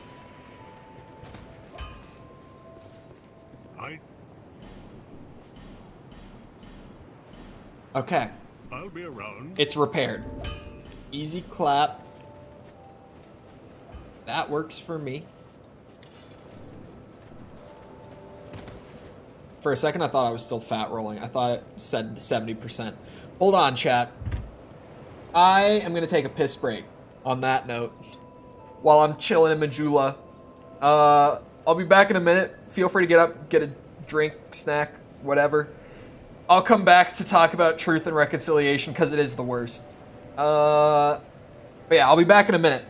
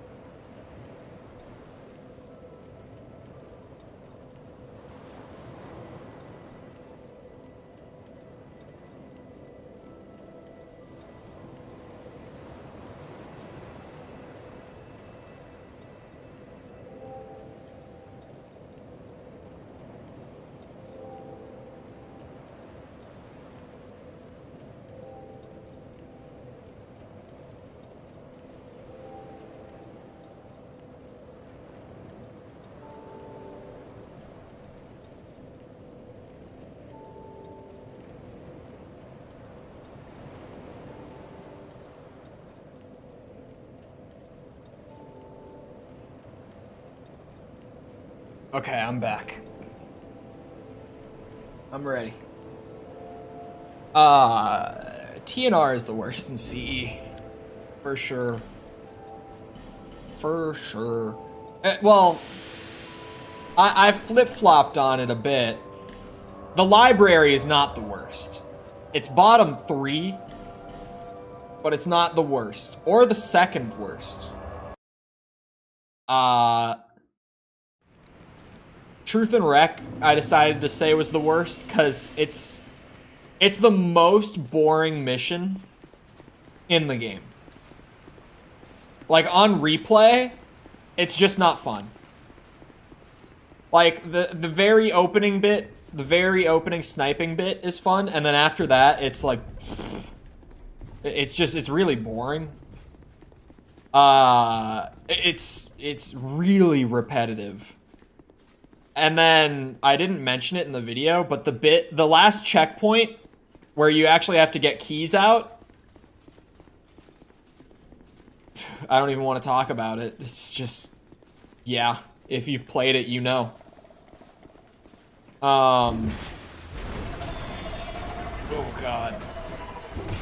Well, if you've played it, like, on anything above normal, you know. I wouldn't even say Keys is in the bottom 3. It's kind of just Truth and Rec, but shorter and better in terms of, like, enemy composition and stuff. Because Truth and Rec also, that's another thing. The enemy composition in that mission is really bad. It just spams grunts and elites, and that's it. And it has, like, 6 hunters for some reason.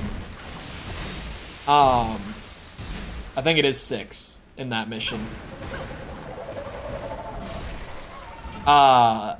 Keys is a better version of Truth and Wreck, which is not much I can say for...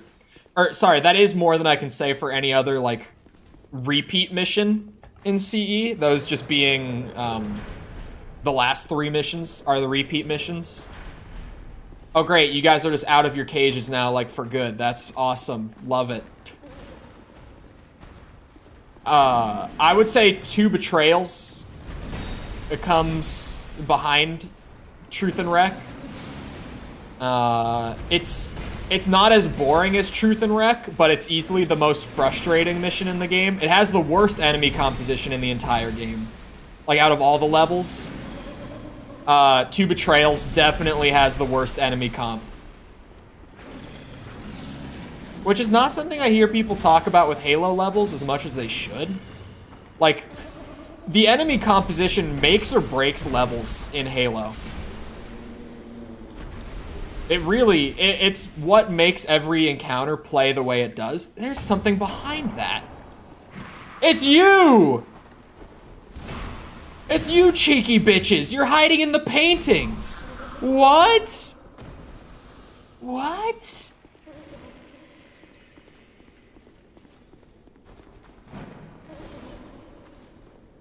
Okay, there's nothing in there.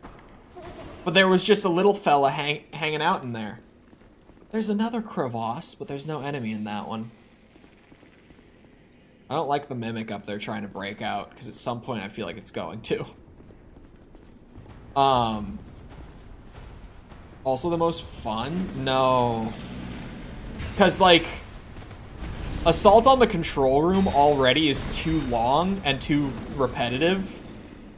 And 2 Betrayals is just a second run-through of a mission that's repetitive, like, on its own merit, even without needing to play it a second time 2 missions later.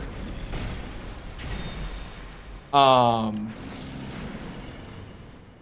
with me having recently played played through Halo CE with False on her stream, and she had never played it.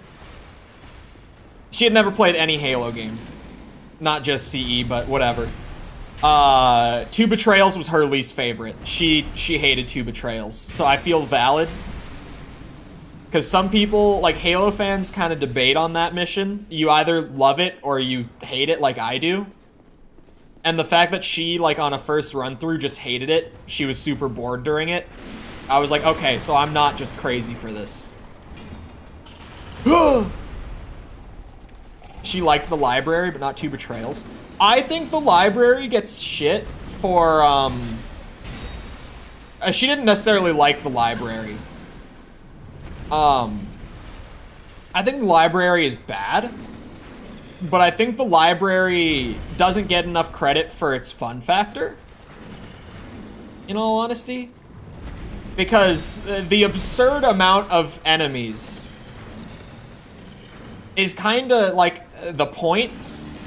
Like, people always say that it's a bad thing, but it's like, it's an intentional thing. And I'm normally not a give points for story guy in any game, but because I'm defending my garbage right now, thematically, the entire purpose of that mission is to show you the actual threat that the Flood poses now that they've been introduced. It's an entire mission that thematically is trying to show you that in numbers, they will run your shit. And also just, you know, story-wise going forward. What happens if the infection gets out? Like, gets off the ring sort of thing. Like, story-wise, people don't talk about this at all, but it's one of the most important missions in the game.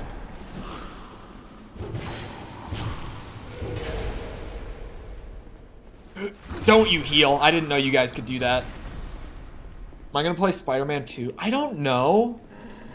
Because the thing is, I would have to get a PS5, and I really don't want to. I might, I've got a buddy who's gonna be buying it. He loves the first 2 games, as literally anyone who's played them does. But I might rent his PS5 off of him. Like, I might pay him to be able to, like, use his PS5 when Spider-Man 2 comes out for like content and stuff. Just for the time being. I've thought about it. Cause like, I really don't want to pay $500 to play Spider-Man 2. Is what it comes down to. And I don't think anyone wants to pay $500 for a single game.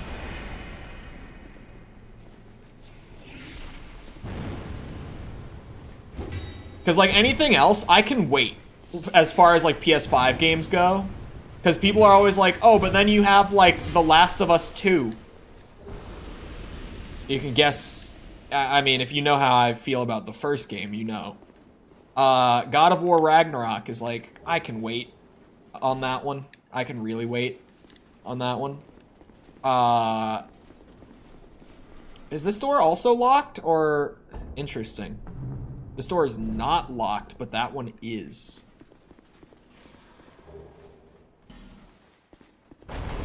You son of a bitch. And an invader? What's wrong with you? I've heard good things about like Ghost of Tsushima. Oh, I'm dead. I'm still talking PS5 games. Or I guess PS4, but you can play it on the 5. I'm not really interested, in all honesty. Like, I'm interested in the sense that when it comes to PC, I'll probably play it just for like coverage sake. But aside from the theme, playing another like open world checklist game just does not sound exciting to me. In general. Ragnarok's in my top 3 games I've ever played. I prefer the older style of God of War games, so I'll play it whenever it comes to PC, but I don't feel like I want to buy a PS5 copy, even if I do end up buying a PS5. I'll probably still wait for port on Ragnarok. Because at that point, it's like, do I want to pay double to play it twice? Even once I have a PS5, which the answer is no. Spider-Man 2? Maybe. Like, at that point, we're talking. We're having a discussion on that one. Do I want to pay double to play it twice? Maybe. I might be willing. I could be convinced. But Ragnarok is like, I already missed the coverage period, too. So in that sense, it's like, yeah, I can wait. Because really, Spider-Man 2, it's somewhat a personal enjoyment thing. But the only reason I would consider buying a PS5 for it is for coverage, right? Like, it's for work. If it were purely for personal enjoyment, even for Spider-Man 2, I would wait. But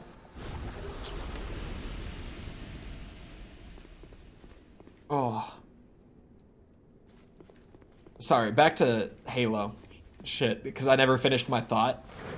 I think the library is bottom 3, but I think it's the 3rd worst.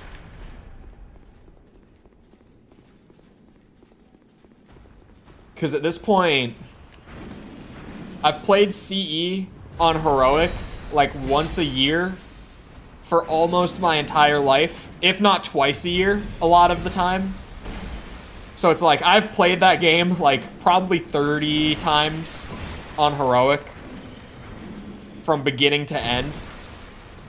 No skips, no nothing. My campaign mission opinions are incredibly refined.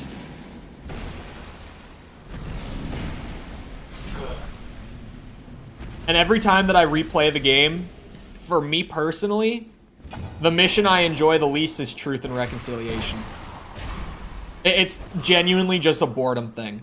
Like, there's some bad design on top of it. And, like, above normal, the difficulty also sucks. Like, it's just kind of too hard for no reason. Not because, like, the actual design of the mission is difficult, but just because they limit you by taking your best weapon away. Well, best weapon for that point in the game. Obviously, shotgun is later, but pistol early on is like your old reliable above normal, and they just take it away from you for no reason. They just never give you one. It's not great. Not a fan. Give you a sniper. The sniper's good. What's in it? Like 60 shots? It's still at least half the mission, if not more. You're not gonna have the sniper. 68. Yeah, you'll have it at the beginning, but you'll get to the point where you run out of ammo sooner than you think, unless you save it. At which point, playing those outdoor sections above normal with the assault rifle is not a better option.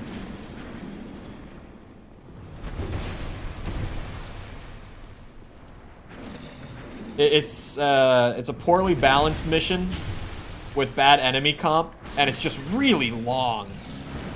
And it's just hallways for most of it.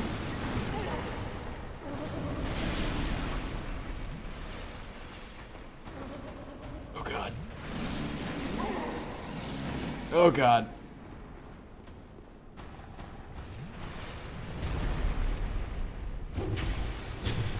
Why are there so many trolls?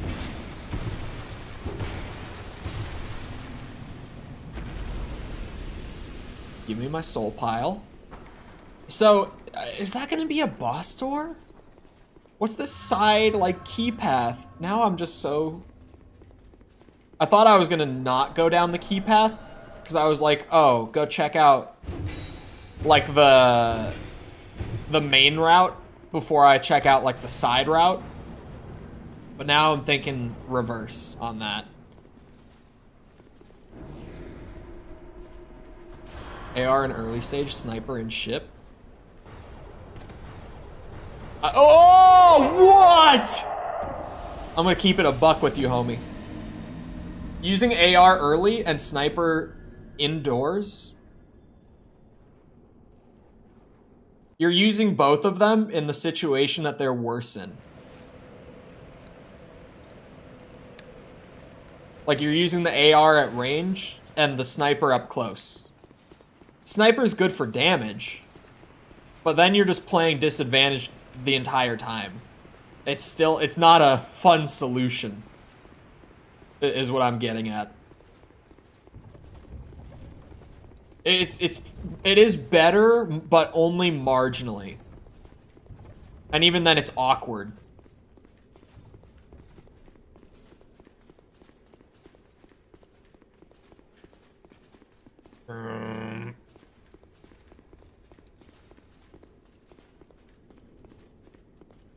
Literally take away the sniper's main purpose. Yeah, it's not the most compelling solution, you know what I mean?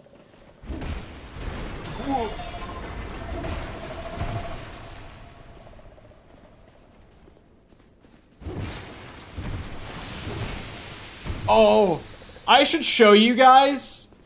I think people get the impression all the time, and I think people get the impression all the time that that I am such a bully to False, and I'm so mean to her, and that she's so nice, and I'm like that for no reason. Let me show you something. Let me show you in private False. She shared this with her Discord server, by the way, so this is not me leaking DMs. Let me show you what she just randomly sent me this morning.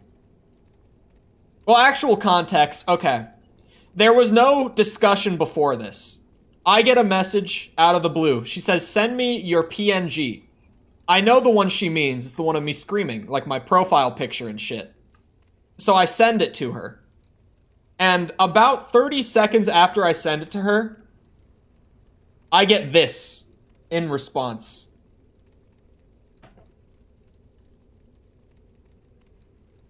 This was uncalled for. This also, coming in a week where, what day is it? Is it Thursday today?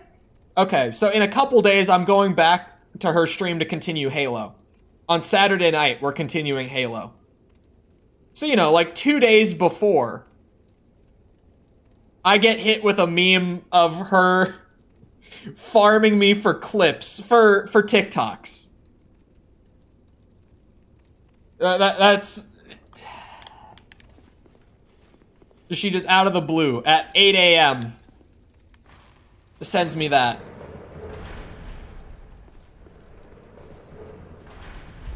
Because she absolutely farms my shit for content. Because my ass is funny. Ugh. Like, you go to her TikTok, Instagram, Shorts feed, like whatever, just anywhere, you know, where that Shorts format content is. Dude, like half of her shorts are just me saying stupid shit while we're playing Halo at this point. Or like me accidentally killing her while we're playing Halo, like a video of that, or just whatever. I've become the content farm. I've become the content farm. Because also, like, shorts are the growth format, like that. Shorts are essentially the format that you use to, like, advertise yourself, if that makes sense. It's a weird way to put it, but I think some people will get what I mean. Because, like, if you use shorts on YouTube, off YouTube, whatever, like, the most people most of the people that see the short are not going to know who you are prior to seeing that short. It's like the advertising format, in a way. And the shit that she always uses to advertise herself and grow her channel is, me doing stupid shit on her stream. And I'm like, I see what you're doing. Don't think I don't see it. Don't think I don't.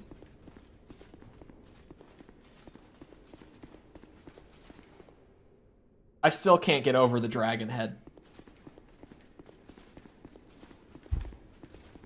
Like, when was the last time you guys saw false on this channel?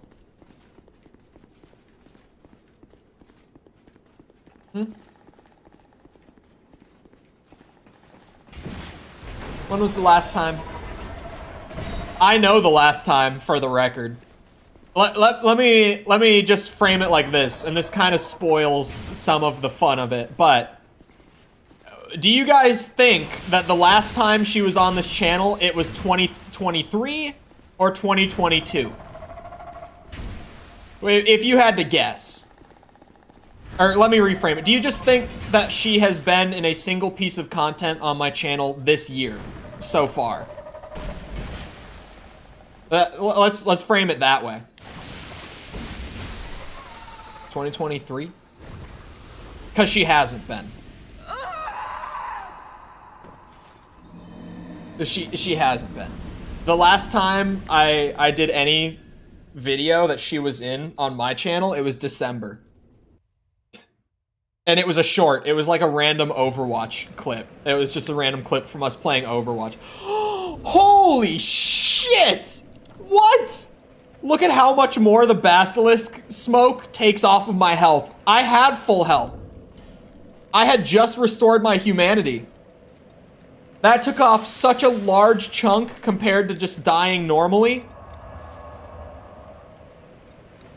That's actually the first time I've died to basilisk dust or smoke or whatever you want to call it in Dark Souls 2. Farm her for content then? I could go back to just recording us playing and then literally just essentially make the same TikTok that she does, but my perspective. I could farm it. I kind of like just the random shorts that I've been making as I want to, though. They're more fun to make than, like, pure informational shit for new games. Opinion stuff is kind of fun. Only downside is that the opinion stuff gets a lot of dislikes. Because people disagree, they just dislike the video.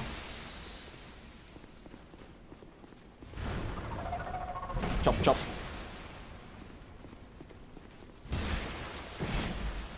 It's also easier for me to make. Because, like, I can literally just sit down and be like, how about, like, best and worst mission in Halo CE? And I can say, like, the worst one is Truth and Reconciliation. The best one is 343 Guilty Spark. So I decide the first one I want to do is the worst one. It's more eye-catching, you know? So I literally just, I sit down, I play Truth and Rec, and I record it. And then I put that footage into editor. I record my thoughts, cut it down, put some clips in that reflect what I'm saying, and boom. I mean, I'm kind of exaggerating, but it doesn't take long beginning to end to make one of those. They're pretty time efficient. Oh my god! Guilty Spark is the best? I would say so. Yeah. It's the one and only mission in CE, and I like CE, but it's the only mission in CE where the story content is actually good. It's nice and short, like it's got the brevity aspect to it, which is something to consider. Because missions overstay their welcome if they're too long. But if they're short, it's just like by the time that it ends, it didn't get boring yet, you know? Like, it ends before it stops being fun, sort of thing. You get the flood introduction, the enemy comp is beautiful, the atmosphere is beautiful. It's just kind of a good-ass mission. Like, I can't think of one in CE that's better. I know everyone always says Silent Cartographer. But, like, hear me out. There's no actual freedom in that mission. Like, it's a lie. It feels like you have freedom, but you don't. Like, there's only ever one place to go at any point to progress the mission.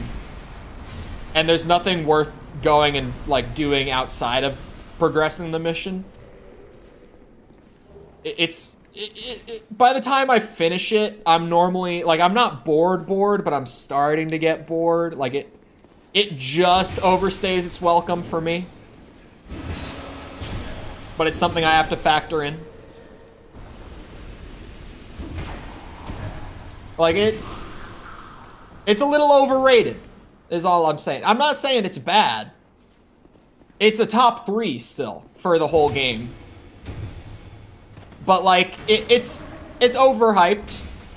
It gets probably a little more love than it should.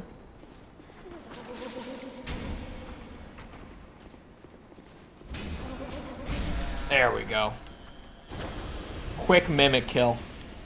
I'm actually proud of myself that I hit it before I ever opened it. Oh great, you guys have a gargoyle in here. I'm so glad. I want to kill you without waking the gargoyle up. Attack on the control room best? No. No, definitely not. I actually, I don't like attack on the control room. Way too long. The level design is abhorrent. Enemy comp is, like, fine. It's not good. It has, like, the only... Oh, yeah, assault, my bad. Attack. It has, like, the only real vehicle section in CE, like, as we would come to understand them in later games, at least. But, like, it's just not even a very good one. Like, the tank run just isn't even great in that mission.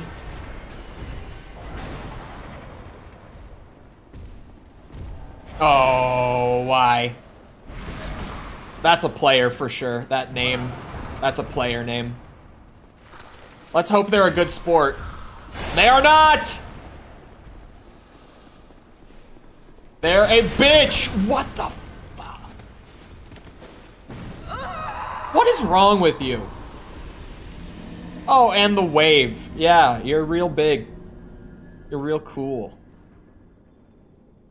Run in and get a free kill while I'm fighting the enemies. Big man. Some people in this game, man.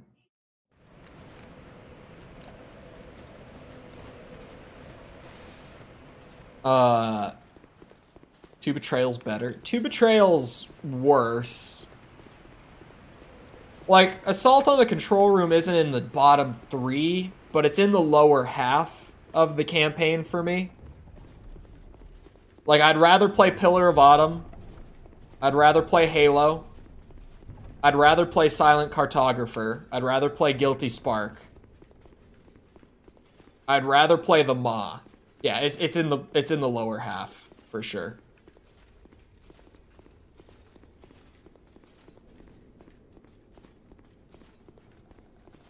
Do you still see the message in the log, or is it completely gone? I see it in the audit log.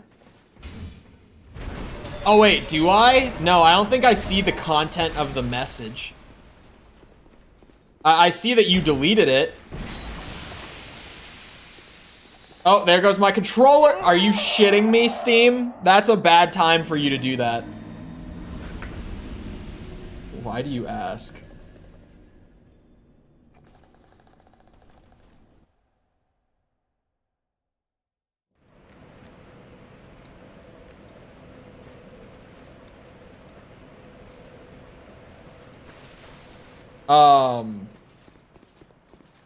No, I only see that you deleted a message. I don't see what it said. Like, I can't see the content of it.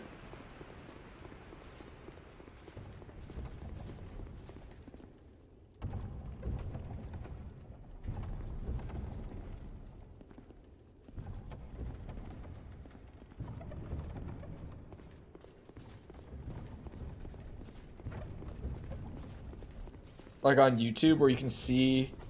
No, I can't see it. Which kind of sucks. I wish it showed like what the deleted messages were in the audit log. Like that would definitely be nice.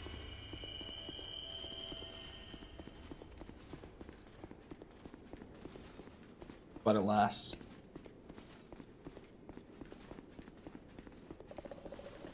Hello, friend. Remember when my controller went out mid-fight? They do it for the auto mod? Yeah, like auto mod, it stays there. I don't know why it doesn't for actual moderation.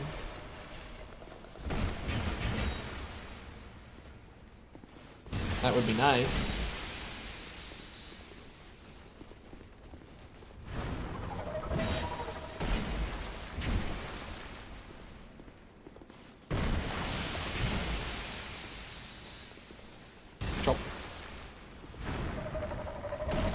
Come on. There we go. This area is kind of a bitch. Like, I don't even... There's no way that I'm under-leveled. At 170, I can't be. There's no way that this is under-leveled. I think this area is just really, really annoying. I don't think it's anything outside of that. Oh, come on! Stun locked into the death. God damn it. Yeah, this area is kind of annoying. I kind of don't like this one. If I may be so bold. I think it's kind of shit.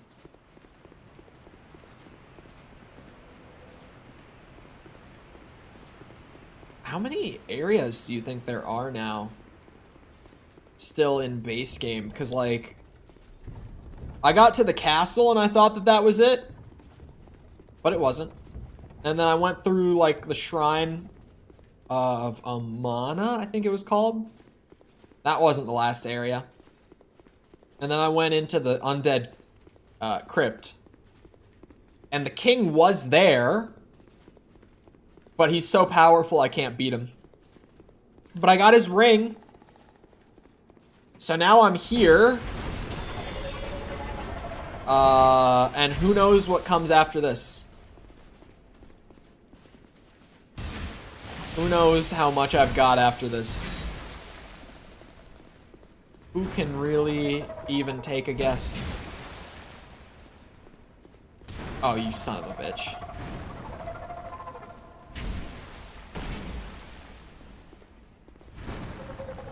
Okay.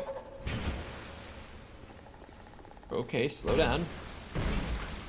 Slow and steady. We wait for the gas to like fully... It's still there! What? Yeah, that's why. That's why earlier when I like ran forward after it disappeared, I still died. That's crazy. That it's still there for that long. Like that long after it visibly disappears. That is some crazy... Like, I couldn't defend that if I really wanted to bullshit. That's just plain old bullshit. Nothing else to it.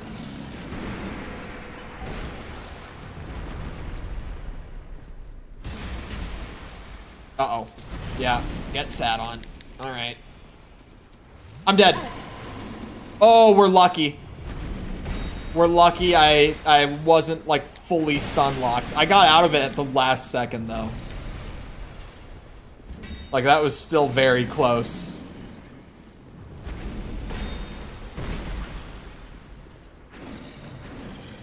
How much health could a man possibly need for a Dark Souls 2 playthrough?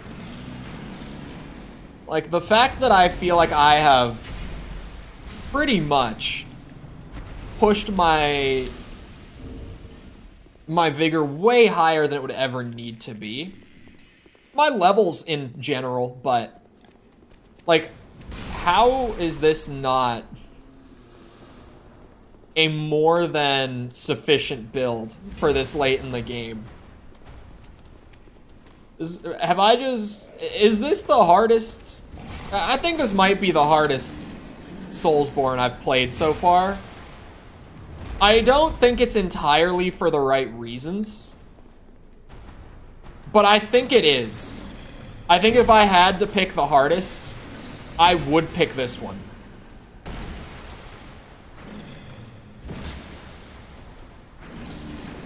Oh, you son of a bitch.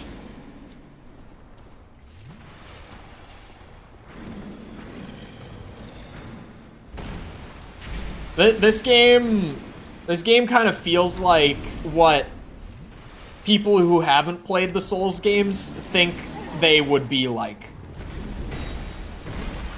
Like, just kind of bullshit interactions that are intentionally made to kill you. Like, intentionally made to be unfair sort of thing. I feel like that's what people tend to think these games are when they hear about them. You know, they hear about how difficult they are. And they're normally not that. This game is kind of just that, though.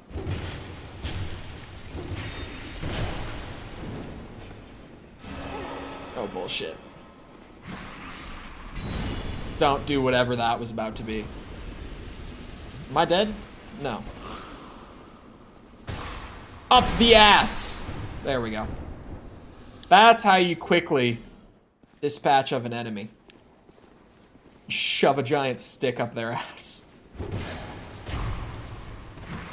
Take notes, everyone. For anyone who might have enemies. Shove a giant pole up their ass. It'll work every time.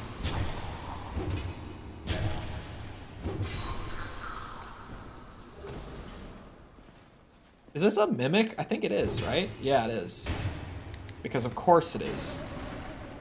Because this area is just enemy spam. Nothing but pure enemy spam.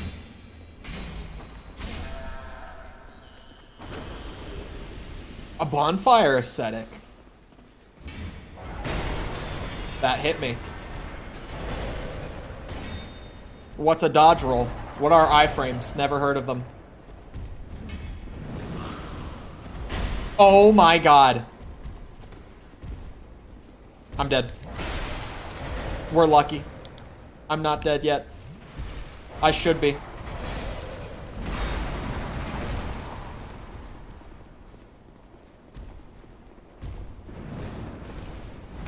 Oh, bullshit.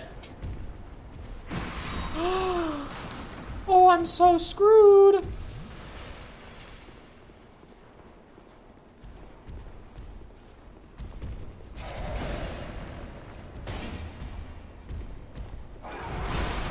What?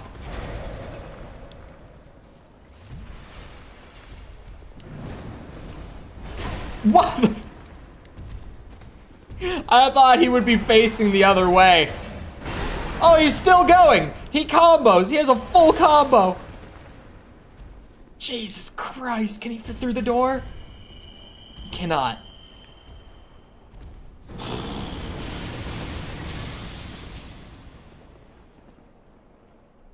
Dude, if that killed me, I would have lost my shit. I would not have been able to contain myself if that actually killed me. Wow. This is certainly, I had to be sure, no surprises. This is certainly one of the areas in Dark Souls 2.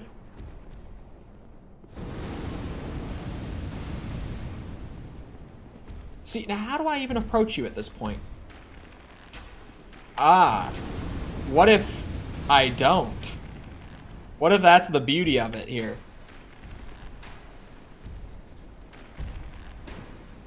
If the game doesn't play fair, then why should I? It's a popular belief for me. It's one that I really hold dearly. Truly a moment in the game. This might be one of the worst moments in the game. This area fucking sucks, man. What is this? This is up there. There we go. That's how a real Souls player gets shit done. Watch, this is a mimic. Of course it is! Why would it not be? Are you shitting me? I was joking. That's the best part. I was shitposting when I said that. Oh my god. What was this all for? A soul of a proud knight. It was all worth it. It was all worth it.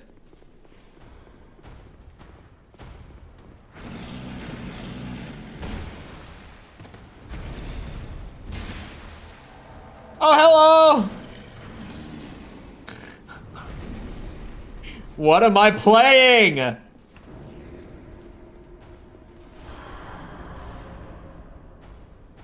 Oh god, it's that spell. Why are you so fast? What was that? I saw that. What were you doing there? Why are you backing away? Blocking. Stop. Stop that.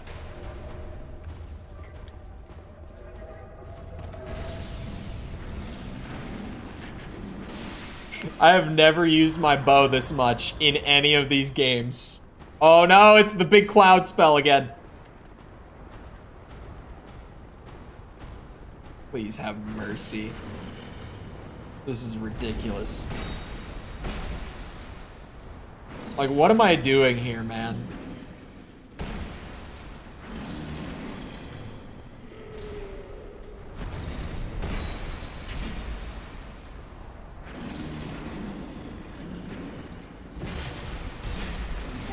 Oh, that's bad. Is that a Cyclops? Oh, it is a Cyclops. That's probably what they're called. I've been calling them trolls. Now that you say it, that is a Cyclops, actually. All right. Yep, you're casting spells. Awesome.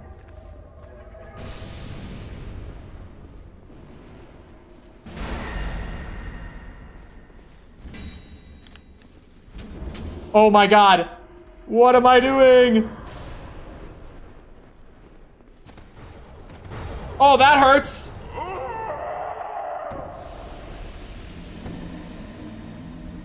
You know, the Dark Souls 2 hate, it's making a lot more sense to me right now than it has up to this point. This is one of those moments that's kind of putting it all in perspective. Like, I'm kind of starting to get it. Starting to see why people maybe dislike the game so much. It's the moments like this that really stick with you. Like, this is an area that I will remember for a long time. Like, a long time. This is gonna be like my, well, no, the gutter is probably still the worst of the bunch so far. I was gonna say this will be like my Tomb of Giants kind of memory from this game. But maybe this will be more like my Lost Islip, you know? Also really, really bad, just not quite as bad as that one other thing. Shit. God damn it, FromSoft.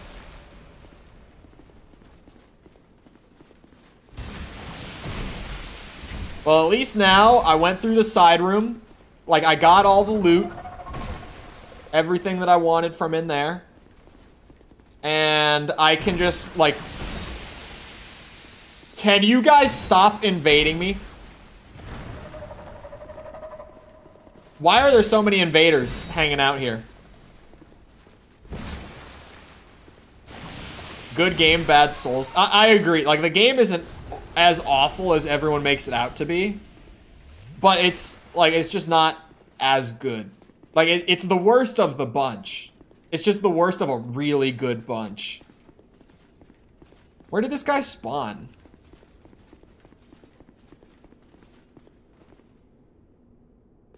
Is he maybe on the other side of this door? Wait, if he wasn't, he must be. He must be on the other side of this door. Because now if he's not, he's never going to find me. He's going to be stuck on the other side. Oh, I think I just saw him. Yeah, there he is. He better be a good sport.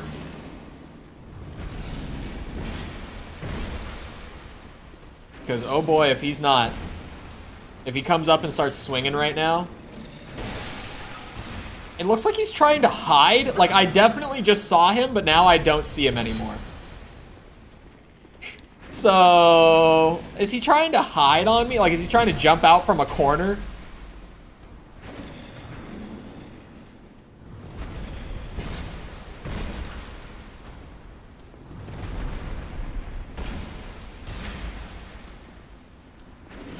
It would definitely be a new tactic that I have not seen before.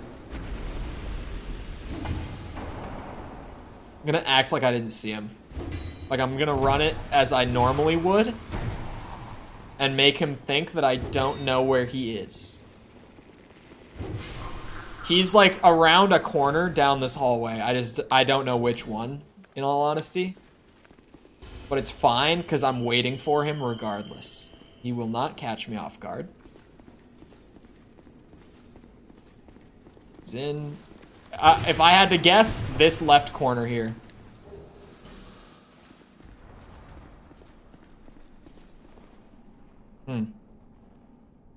My guess was wrong. He could be like around the cracked wall here with this. You said it was ogre? They're called ogres?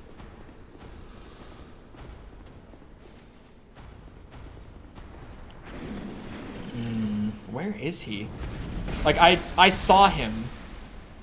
At one point, I saw him running around back here. Ah, shit. Okay. Giant Basilisk in Elden Ring would have been great. And like, I think the Giant Basilisk is really funny.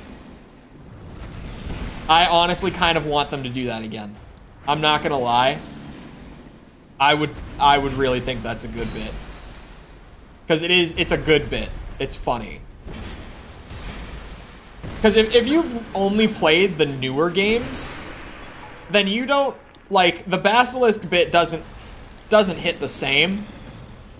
But anyone who played Dark Souls 1 ever, like, the basilisks are probably the scariest enemy. Even though, like, they haven't been dangerous for a long time.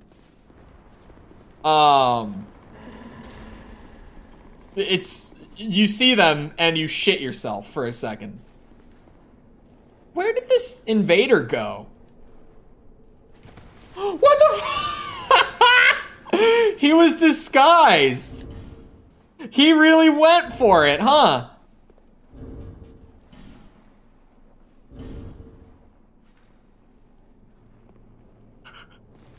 I can't believe this, man. Wait, he dropped me something. Oh, a soul of a hero. Oh, hold on, hold on. Oh, he's fighting. Is he? Okay, he scared me. He scared me. Man, be trolling. I don't know if we're fighting or not.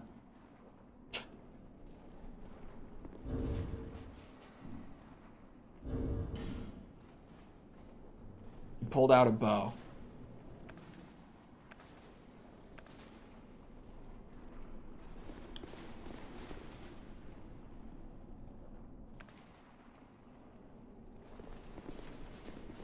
Whoa.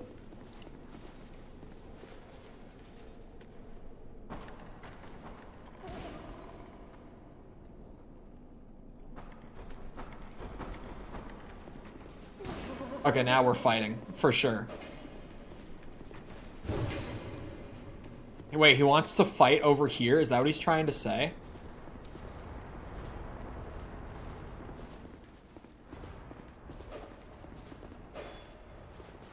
Huh? No way. What? There's... Huh? Are you sure? The note says it. He hit the wall. Huh? He's pointing at it. There's nothing there. Wait, I heard something. There's something there.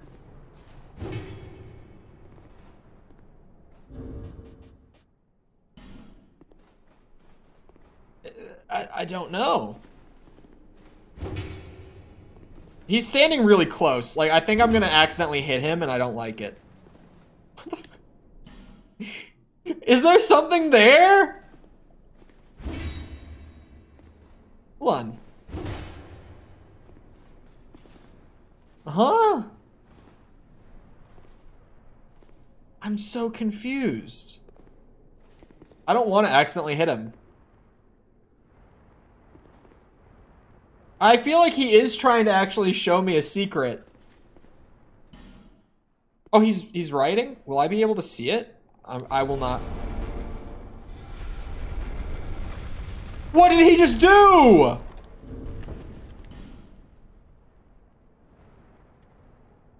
What a homie!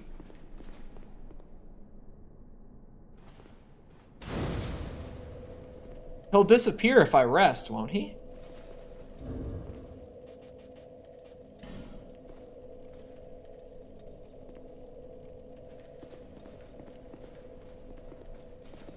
Is he just leaving?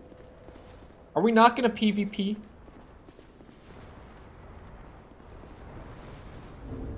I'm ready, man. It's time. It's finally time. I appreciate you showing me the secret bonfire. He's using some buffs. All right, let's do it. Oh, what poise! Ah, what the? I shouldn't have healed on him. I feel dirty. I'm not gonna do it again. That was genuinely a mistake on my part. I should not have done that. This dude was absolutely the best invader so far, too. What did he do to open the wall? Whoa!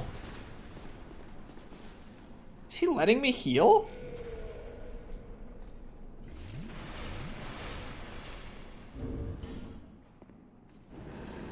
He is. What?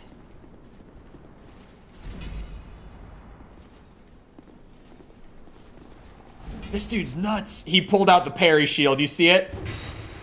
I see it. I see it.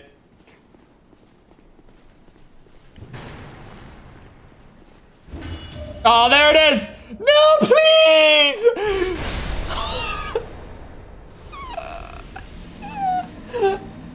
That's my favorite invader of the entire playthrough.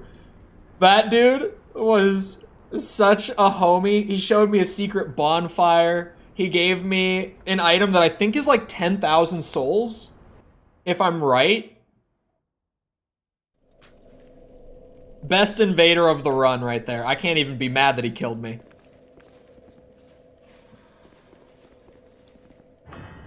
How did he open up the wall? I'm still so confused.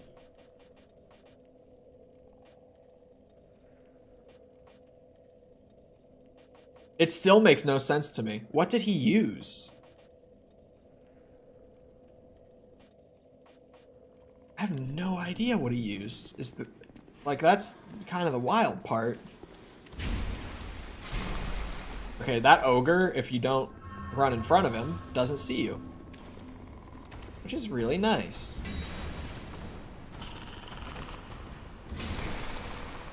Whoa.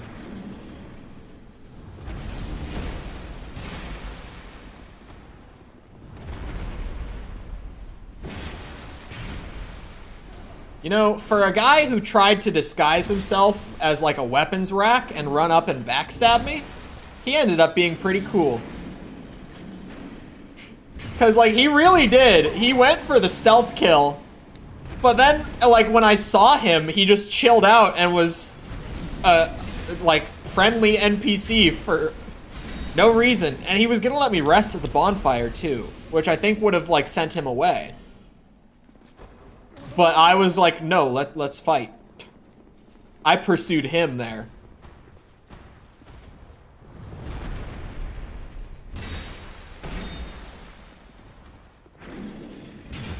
Man deserved a good battle. He earned it. Oh, bad idea. Really bad idea. Ah, shit. I'm dead. There's no way that we make it out of there. Or we do. Uh-oh.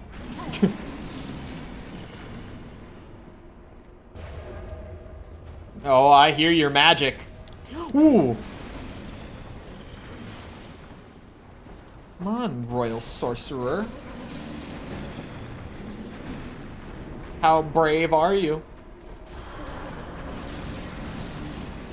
This combo between the Ogre and the Sorcerer is insane.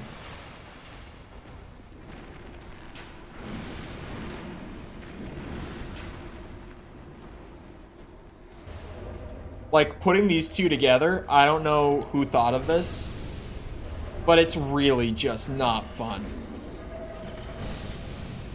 Okay, Sorcerer got leashed. Huge.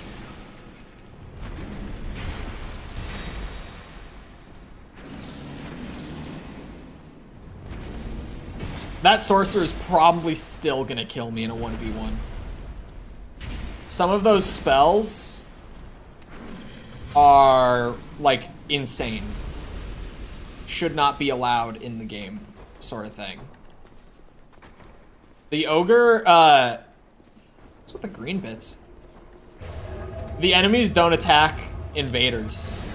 Is that a thing in later games? I didn't PvP really at all in the later games, but I don't think the NPC invaders it ever did either. This is an NPC invader, this is not a player.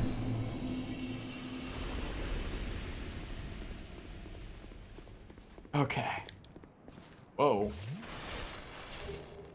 Huh? This is not what I was expecting. You know, given, like, the entryway and all that. That kind of came out of nowhere. Oh, a dragon, because of course. Ooh, good start, good start.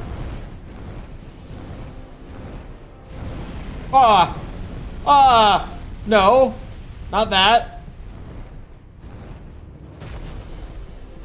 Come here.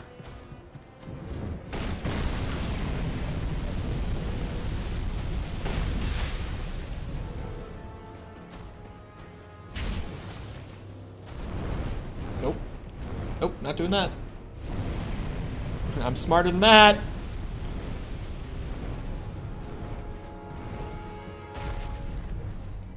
Come here.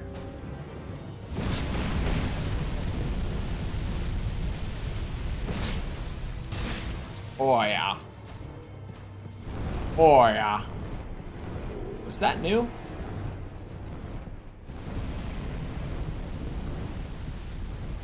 Okay, we're fine. This is gonna be the easiest boss in a minute. Oh, you're on the wall now? What's that about? What's that about?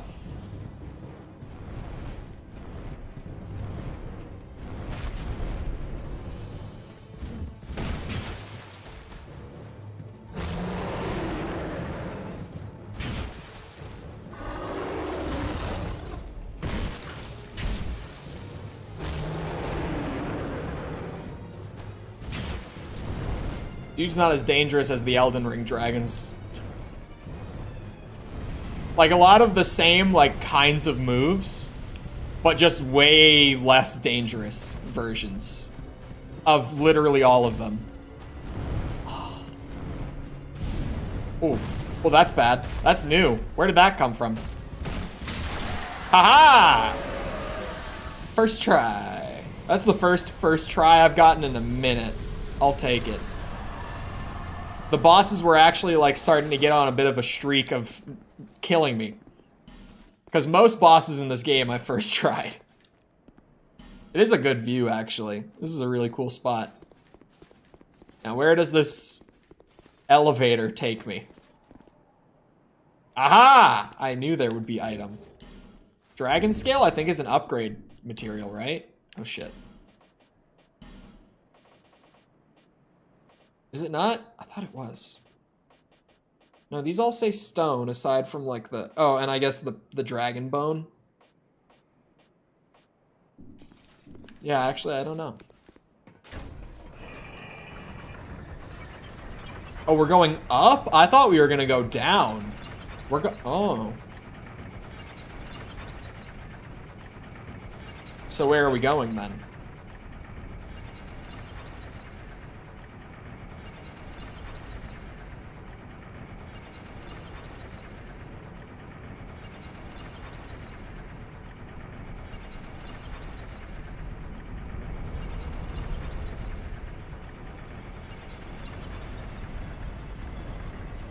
And we end up in a dungeon. Ah, there it is. I was like, with no exit, question mark? Not in a dungeon. Dragon, oh, you're shitting me. Oh, hell no. Uh-uh.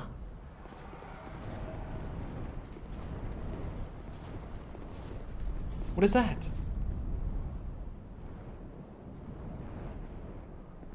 Oh, the maiden!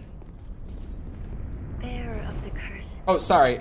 Halberd in your Long neck. have I awaited one such as you.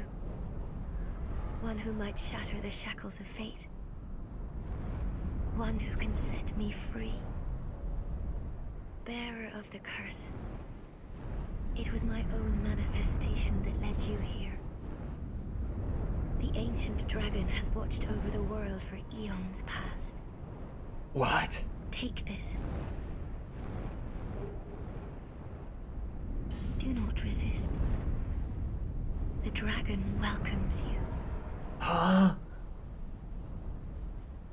That's not a normal thing to say.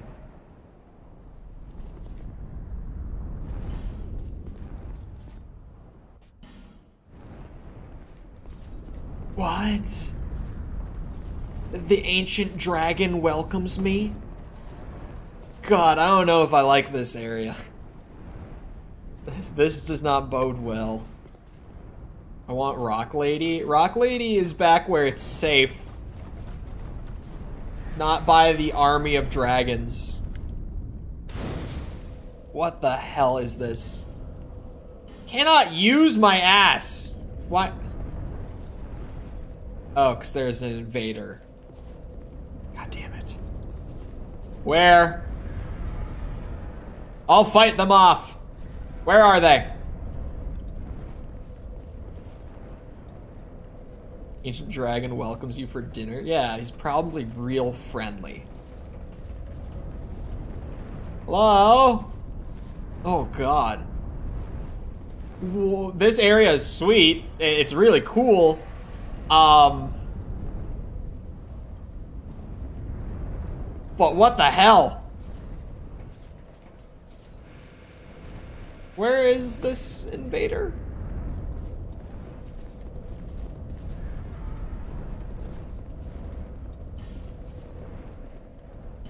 Alright, back up I go. I'll run into them at some point. They'll pop up, surely. I was gonna go see the Rock Lady,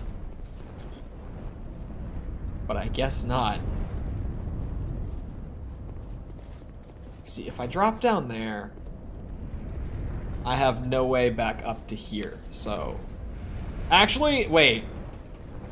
I think that's the point, because there's a guy there that I would need to use a branch on, so hold on. Now I'm too curious.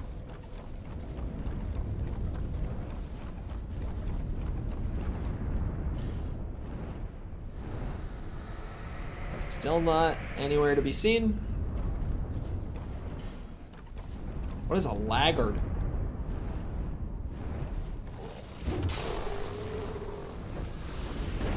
Hello? What the hell are you? It's gonna blow up. Okay. Ah, there he is! Bullshit! Bullshit!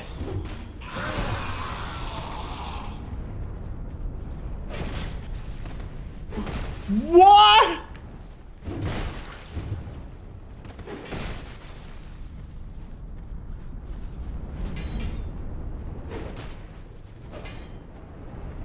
I have a plan. Oh my god.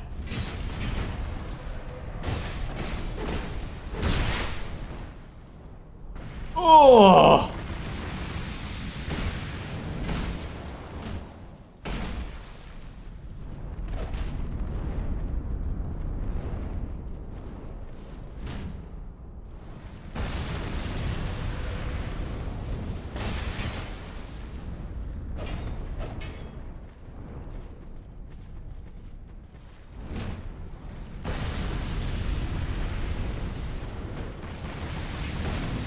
Son of a bitch.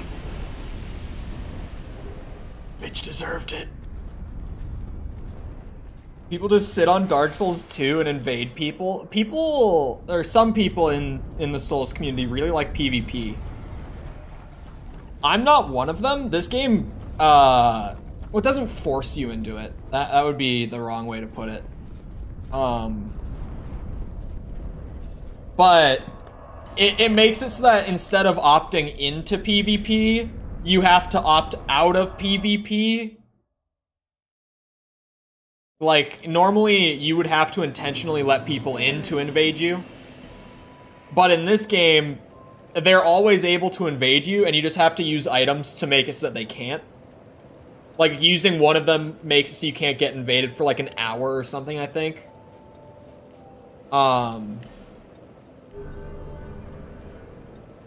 Like, that's what I'm saying. Like, you can opt out. It's just that it's always on, and I normally don't PvP, so for me it's kind of like a fresh thing. So I've just kind of like left it enabled.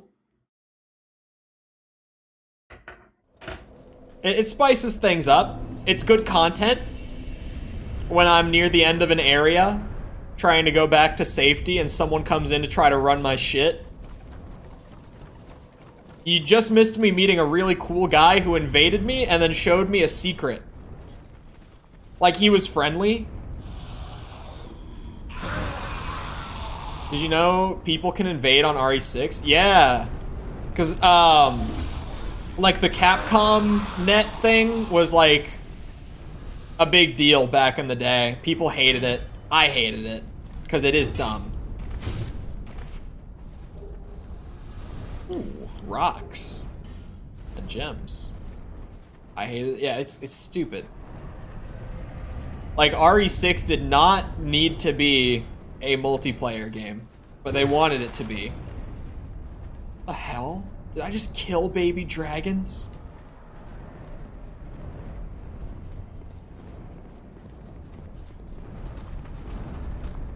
Oh. Yeah, these guys definitely explode. Fencer Sharon.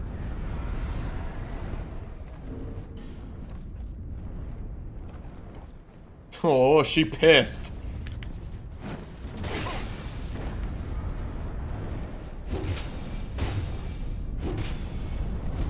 Uh-oh.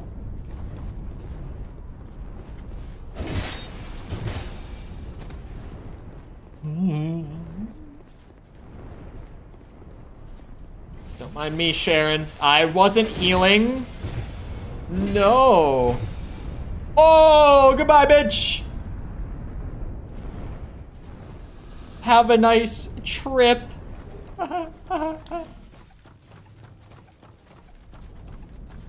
My attention span has deserted me. You hear the RDR news? No. What happened?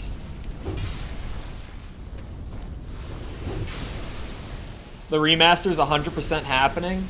What did I tell you? What did I say? Of course. I've always got the sources, boys. You know. You know. Now just wait for Final Fantasy IX. I mean, what? Square. I didn't say a thing. You didn't hear that. You didn't hear a goddamn thing. Dropping later this year? No. Please tell me that's not true. Please, for my own sake, tell me that that is not true. Not later this year. The last thing I need right now is more games later this year, please. Please tell me you're just messing with me. On PC, too? Well, that's the big deal with RDR1, is that it never got a PC port. Like, that was the biggest reason to do a remake. Also, supposedly, it is a remake, Tom. From what I've heard, they're not just doing it in the RDR2 engine, but they're, like, building it off of RDR2's base gameplay as well, is what I've heard. If it ends up being the anime, from what I heard, it sounded like a game, but it's also, like, it could be a series, I guess. It's not what I thought, but it could be. I wasn't sure because people aren't saying remake. Well, people don't know what the hell the difference between a remake and a remaster is anyway, so it doesn't matter. People use them interchangeably regardless. Because people kind of just echo. Like, with Demon Souls, people are like, oh yeah, the Demon Souls remake. When it's really just a remaster. I'm trying to think of something that's the other way around. Because there have been things that, like, people say remastered when it's not. Generally, that's more of, like, a re-release thing. Where, like, Dark Souls. Dark Souls 1, people will say... Well, I guess it's called remastered. But, like, it's not. The remake is called Rockstar Games Present Red Dead Redemption. Brother. Remaster was a touch-up. Remake is completely remade. It can be completely remade, but still be a remaster. This is where shit gets confusing. There's 3. The re-release is important. If it's the same game, like same assets and everything, but just like it runs at a higher resolution and has like new quality of life stuff, that's a re-release / port, whatever you want to call it, between the two. Oh, my ring! If it's like just the same game in terms of how it plays and everything, but it looks better, that's a remaster. In terms of like they made new assets or animations even sometimes, like with Demon Souls where the weapon animations got redone, but the frame pacing is the same across all of them, which is really cool. Not many studios do that, but they did it. They left it exactly the same, but it looks better, which is great. A remake is like Resident Evil shit, where they've like changed the level design, the gameplay, sometimes the story. Final Fantasy VII is a proper remake.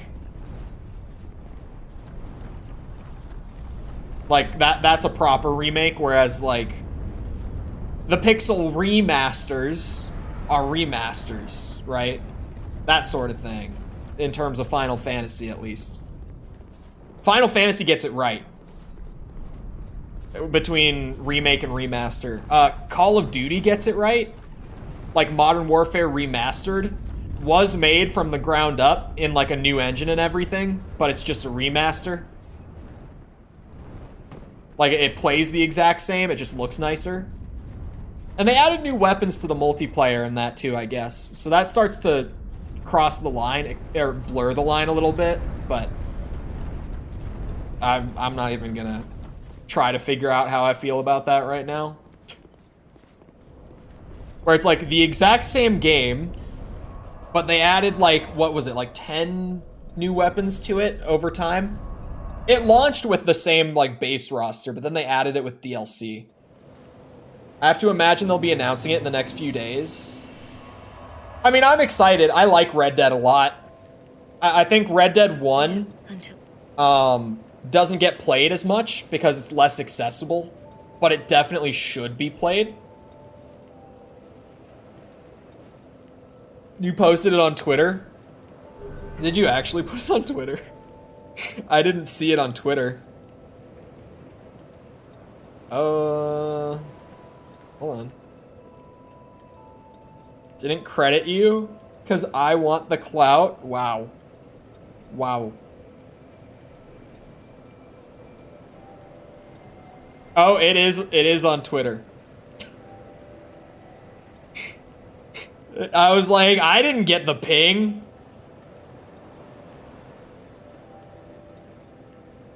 Do I play 1 or 2 first? I think, well, it kind of depends. Yeah, you can go either way. Because, like, neither is better or worse. They're just different. If you play RDR1 first, I know how both end. Then it genuinely, I would say 1 and then 2. If you already, like, if you've had the games completely spoiled for you. Oh, I didn't repair my, oh, I need souls to repair my ring. I'm stupid.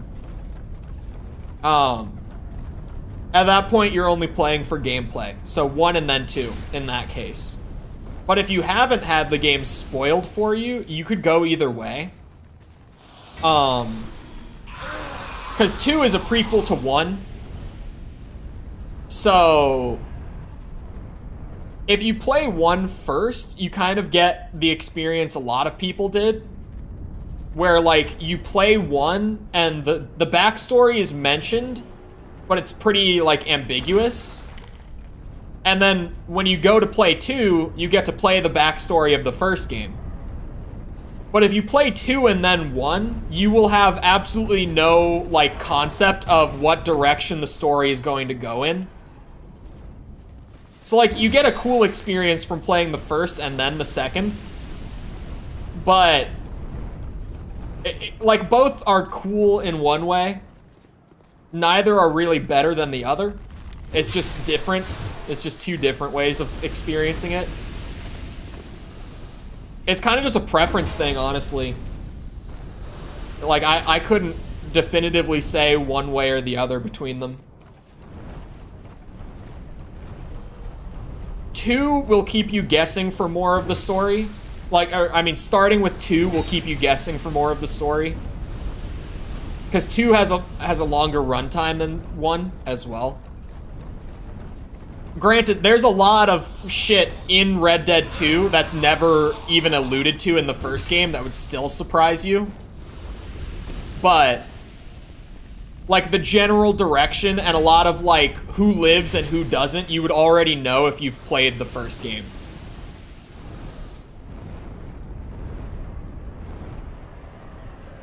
I'll do 2 first then, so my experience is more unique than most. I was also gonna say, playing 2 first is the way that the majority of people out there have experienced the story. Because 2, I think, outsold the the original by like 3 or 4 times. And I don't think that's exaggerated. Like, the vast majority of people have actually played 2 and never played the first game. Like, that's the majority experience. Damn. Like, if you want the less common experience, then playing the first game would be that. That's how I played it, because I played 1 when I was a kid, like on the 360. Gotta be different, yeah. Not like the other gamers.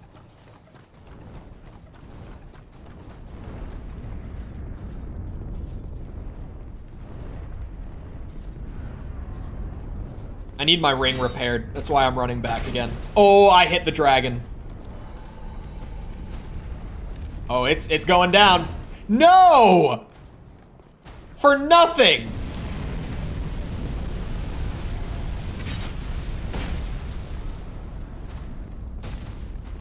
Not to completion.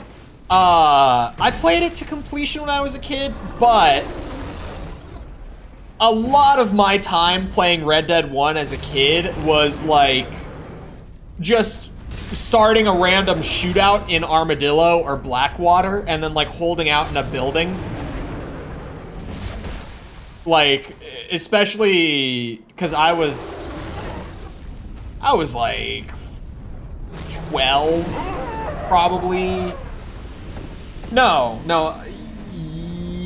I was like 11. I was like 10 or 11 at about that time.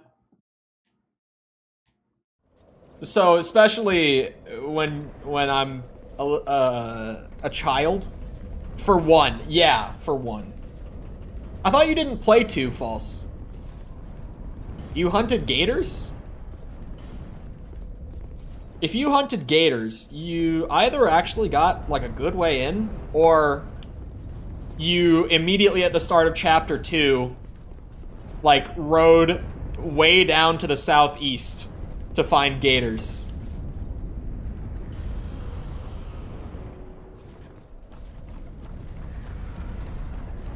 Oh, multiplayer, that's right, you never played the story.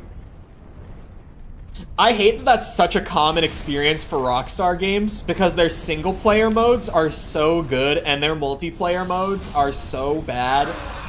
I say this as someone who was like level 100 on GTA Online. By the way, this isn't like Angry Boomer. I played a lot of GTA. Red Dead Online I never liked. I tried it, it just wasn't. For years. Me and my friends in high school grinded the shit. Sorry, that came out really angry. It was angry because I almost slipped the no word again. Musan would not be happy. I played the shit out of GTA in high school. I was pretty rich. I had like the motorcycle club with all the businesses, with all the upgrades on all the businesses. Like we gamed pretty hard on GTA Online. We really did.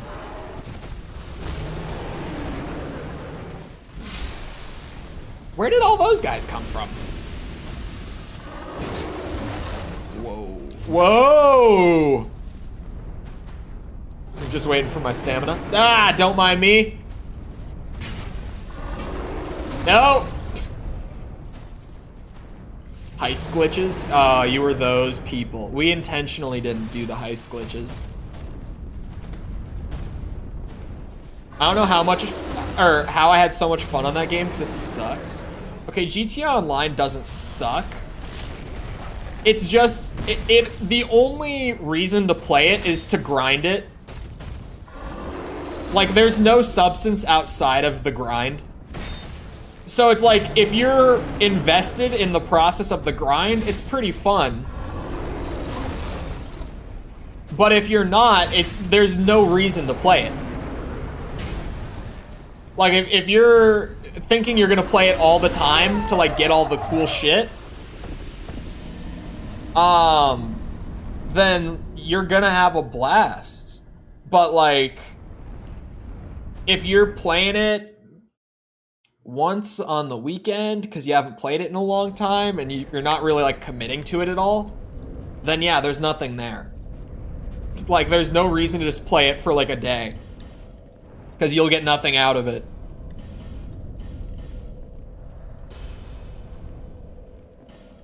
I like meeting new people and messing around with them. In GTA? For a second I was like, I mean, yeah, I did that on other games, but then on GTA 5?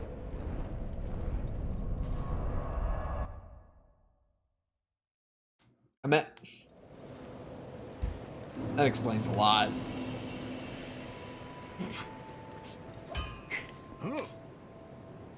It explains a whole lot.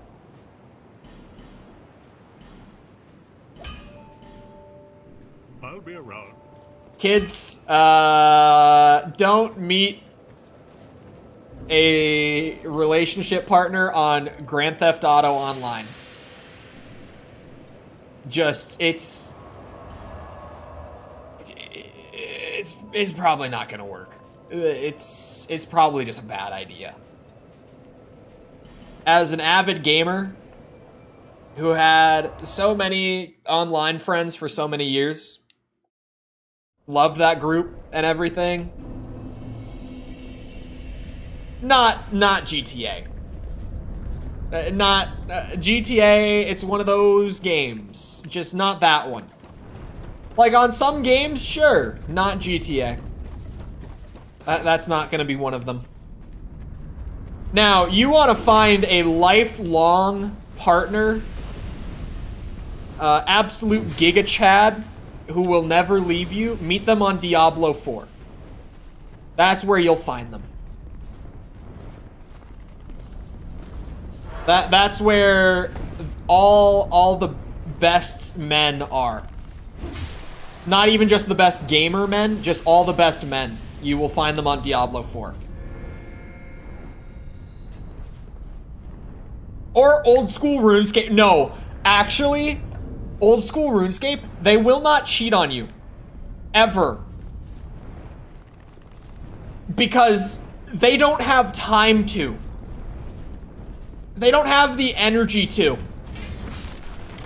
And if they're still playing old school, they are so dedicated. That shit has been out since like 2004 or something, or I think 2002. 2002. If they're still playing old school, that's the one. If they play old school. Find a man that will pay for you. Yeah, find the guy who will give you like 20 million GP for a bond. RuneScape sugar daddy. Speaking of sugar daddy, for the Discord mods, Nitro is currently buy one, get one free. Now is the time. Now is when you get all the kittens.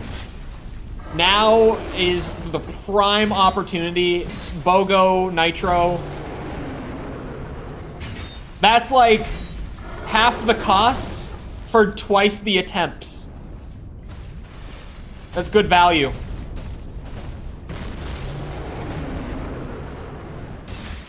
I could not contain myself the other night, or I think it was last night. No, it was 2 nights ago, when my buddy pointed out that they had BOGO on Nitro. Because I was like, who is gonna like buy their own Nitro and see the BOGO and be like, oh, well, if I buy Nitro now, I can also give Nitro for a month to a friend. Well, how is that an enticing deal, like outside of getting Discord kittens? Flame Quartz Ring. I actually got a ring for fighting that dragon. Is it worth it to fight them? Are they gonna drop like actual good items?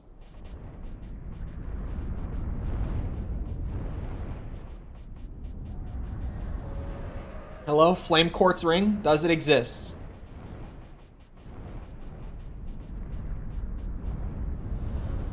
Oh, it's fire defense.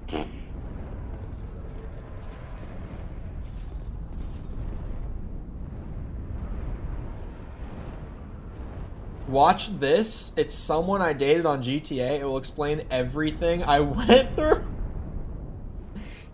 You didn't send me anything false.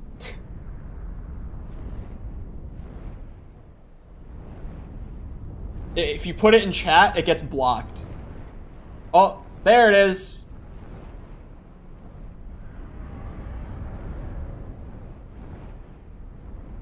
I will watch that in 20 minutes.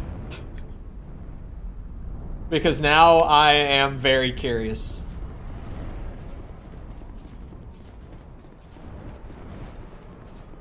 Bitch! Give me those crystals.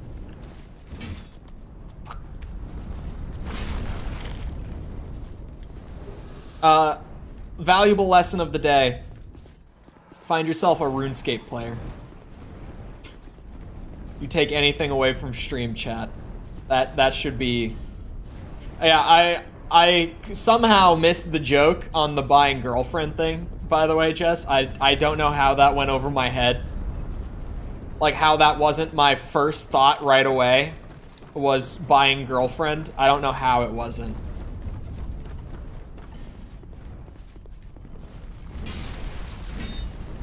Because it should have been. Because that's like classic RuneScape. Like literally paying GP for RuneScape girlfriend. That's just, it's classic. It's iconic. You see it once and you don't forget that happening. You see one guy standing around trying to buy girlfriend and you never forget it. Everything else you said was accurate. It worked out, but buying girlfriend especially, that's... You don't see it on old school anymore, outside of like people just memeing. It's... Like back in the day on RuneScape, you'd see it. Now you just don't. It's not a thing anymore. But goddamn, was buying girlfriend just iconic for RuneScape. Cause like gold is RuneScape. RuneScape is literally just an economy game. So player trade is so big on there. It's why people grind so hard, man. I mean, real world trading probably also has something to do with that, but it's why a lot of people grind so hard on there is like the RuneScape economy is literally the game. Like, just making money is what you do on RuneScape. And then there's actually like a very, very large real world trading community on RuneScape. So there are a lot of people that genuinely grind RuneScape as like a side hustle. Like they play the shit out of RuneScape, just making a ton of money. And then they'll sell their gold to you through like a third-party site for like, you know, $3 for 1 million, or not even that much probably. It'll be like $2 for 1 million GP is like the rate. And because they grind so hard, they've got millions. So, you know, some guy will really need the money, and he'll go pay like 10 bucks to get like 5 million gold. And like, boom. That guy made 10 bucks from just playing RuneScape. It's pretty big on there, actually. Like, real world trade is a huge problem for the devs. Because obviously, it's a legal issue for them if they don't try to, like, combat it.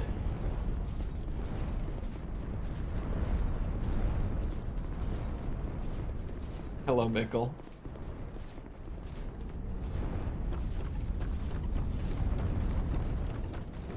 Hey, Mikkel, what do you think? What do you think the best game to find a significant other on and the worst game to find a significant other on would be? Shit. There goes gear breaking again. These guys are so fun.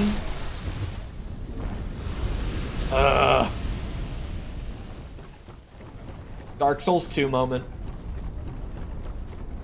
Enemies that break your gear. Worst is League. Ooh. He's back. Son of a bitch. Same guy.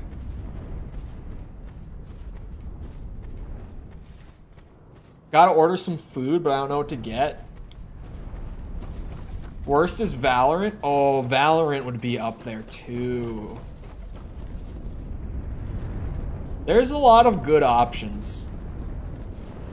Cause like, I guess I was gonna say GTA. But I guess GTA, like it's up there, but it's probably not the worst.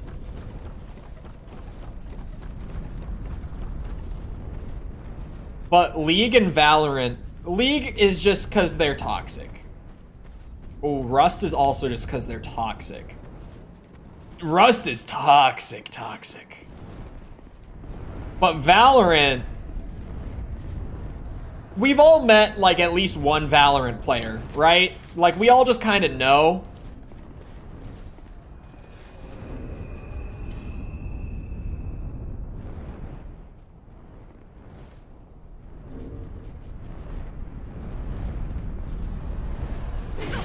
Ah, there goes my mask. How?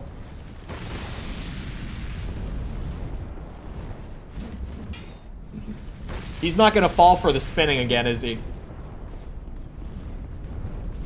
What you mean, Valorant player? Ooh.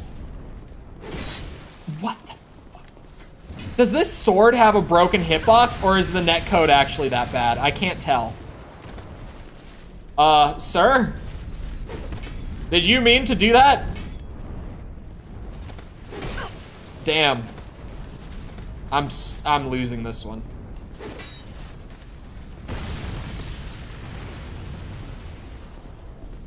I'm fat rolling because my ring broke. All of my stats were lower because that ring broke. It's my really, really good ring that broke. What you mean, Valorant player? You know what I mean. You were the one that brought it up. I had some bitches on GTA. GTA is not a good option. Minecraft is best, probably. I think you would find good options on Minecraft, honestly. Minecraft players are incredibly wholesome. That's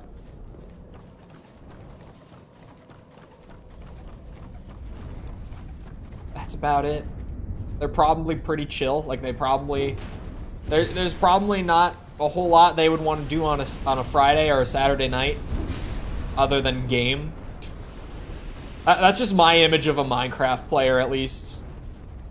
Like someone who genuinely plays a lot of Minecraft, they probably don't want to go do anything. Which, like, I don't want to go do anything either. So that's a good thing. For me.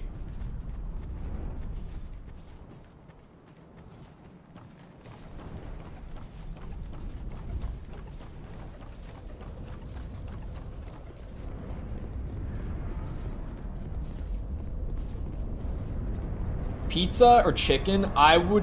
What kind of chicken? Chicken is broad. Chicken doesn't tell me a whole lot. Are we talking like a grilled chicken? Like a chicken sandwich? Like southern fried Bearer of chicken, the curse, chicken wings, I will always be at your side. fried chicken, like just bone-in chicken. Oh, Is that what we're talking? Like bone-in southern fried chicken sort of thing?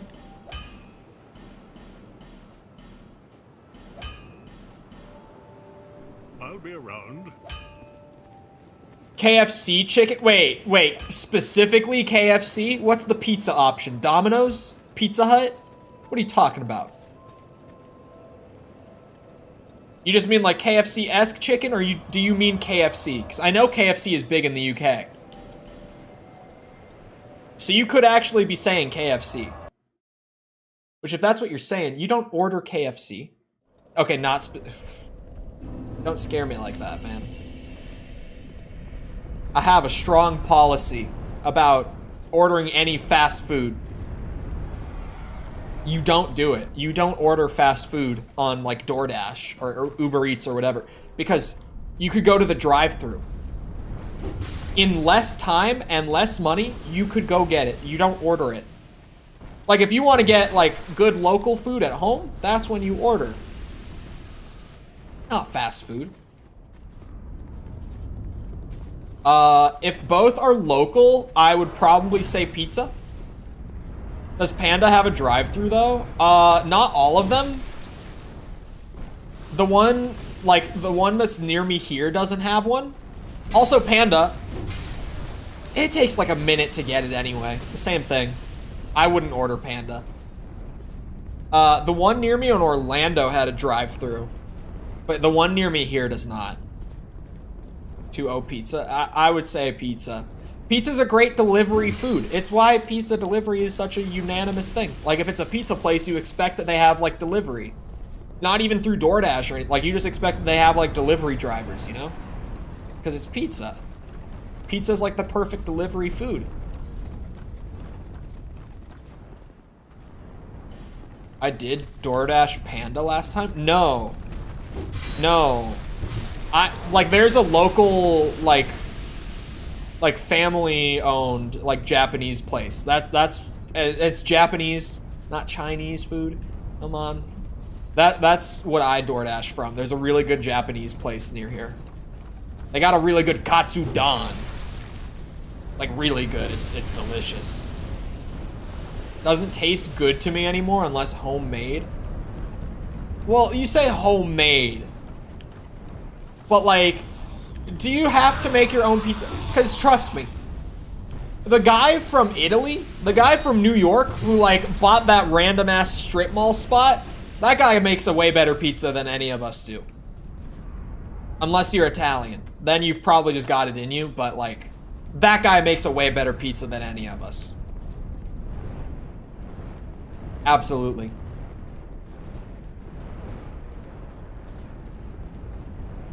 Got Panda because you were talking about the nasty-ass chestnut shrimp. I didn't DoorDash it if I had it. I don't remember talking about having Panda. I might have gotten it. I don't know. It's been a while since I got Panda. Last time I got Panda... Or actually, it hasn't been that long. It would have been in the Denver airport when I was there in April. I would have gotten Panda there. I always get Panda when I go through the Denver airport because it's the only good restaurant they have. At least in, like, Terminal A, I think it is, that I always have to fly out of. The one that has, like, all the flights going up north. I think is Terminal A. What is that? I'm fat rolling again. Like a fat bitch. Oh, I'm a fat bitch! How do I get to that guy? This is bullshit.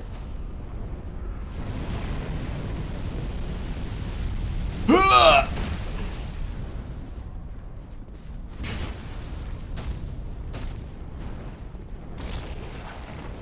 I don't know how that didn't hit me. I'm lucky. Here comes a lightning orb or whatever it is. Oh, it explodes because of course it does. Take that back? No. Fast.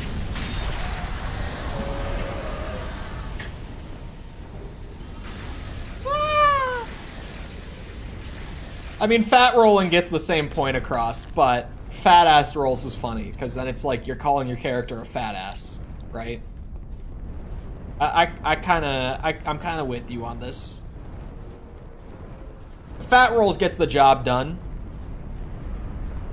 But it is funny if you're fat rolling to call your character a fat ass, that's fair.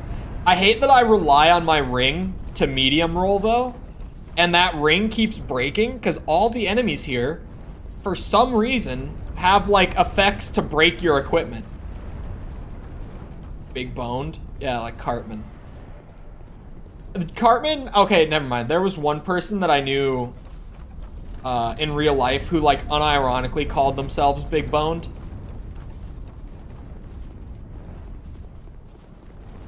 But outside of that, that's the only, like, Cartman is the only instance I've seen of someone actually being like, no, I'm just big boned. Water weight? Oh my god, water weight. I've heard a lot, actually. Keep in mind, I live in the country where, you go out in public, and out of every 3 people that you see, only one of them isn't obese. Like, keep in mind, I live in that country, right? So I have actually heard water weight a lot. Like a lot. And it's not water weight. Water weight is like when I weigh myself in the morning and I'm 2 pounds heavier than I was the day before because I accidentally weighed myself after like I had been awake and like drinking water and stuff for a few hours.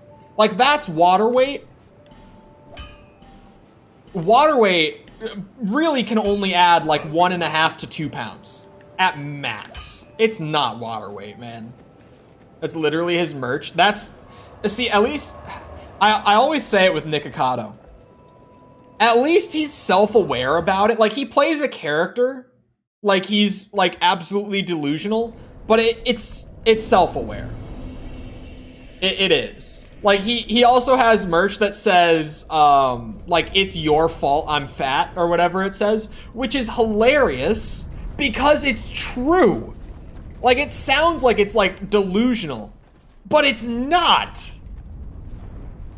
He's absolutely fat because of his core audience. It genuinely is true. It is true. And it's hilarious that he sells merch that says, it's your fault I'm fat. Because it's true. If people didn't watch the mukbang videos, if they didn't do so well, he would not look like that. He wouldn't eat like that. We saw him pre-mukbang. He wouldn't look like that.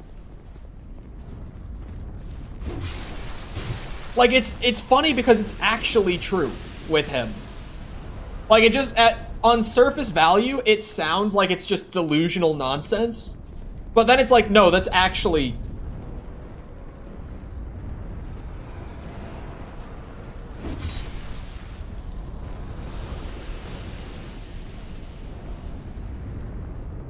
People just always go, no, you aren't fat, you're pretty. Like, no, honey, I'm fat, it's fine. Saying, no, you aren't fat, you're pretty, unironically implies fat people can't be pretty.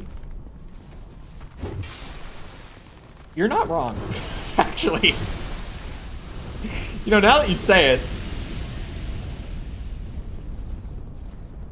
people think it's to fish compliments. I don't think that you say it to fish compliments. But I would be lying if I said that you saying it doesn't fish compliments. Or, you know what, you don't say it to try to do it, but it definitely does it. Like, every time that False says something along the lines of I'm fat or jokes about it or whatever, there's always like at least 2 people that are like, no, you're pretty. Like minimum 2. Can't stand fat people sometimes. For context. At least as far as Tom says himself. Tom, take it away. These are not my words, these are Tom's words. Tom has, in this chat before, said I'm fat, for the record. Oh shit.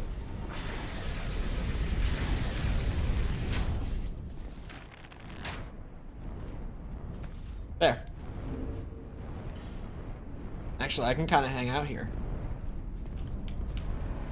There we go. People telling me I'm blind? It is about that time. Anyway. Morbidly obese! It is 4. Time goes really fast when I play Dark Souls. Because I just get so focused on what I'm doing. Anyway. I hope you guys enjoyed. If you did enjoy and you haven't done so already, feel free to go ahead and leave a sub. Come back another time. We're doing this. We're doing Tears of the Kingdom 100%, which we're actually getting pretty close on. I have less than like 90 Korok seeds left. I've only got like 10 light roots left. Got like, I think 20 or so shrines left. We're getting close. So anyway, feel free to come back for that. We've got new stuff coming soon too. I'm kind of transitioning between stuff right now. We're going to be starting a bunch of new stuff soon. But also, if you enjoyed, feel free to go ahead and leave a like on the stream. Helps out a lot, even when the stream turns into a video.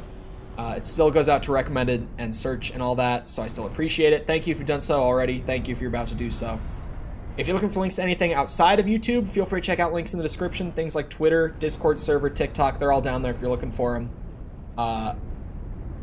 Also, in the pinned comment, I have the playlist for the Armored Core videos. There's 3 of them. There's about to be 4 of them in the coming days. They're coming along very well so far. And obviously there's a new Armored Core video, or game, coming out in less than a month that I'm gonna be streaming through. So if you want any sort of like context to what the games are like, I break it all down in those videos. Anyway, other than that, once again, I hope you guys enjoyed. I'll see all of you guys back here next time. I hope you all have a great rest of your day. Thank you for coming to the stream, and goodbye.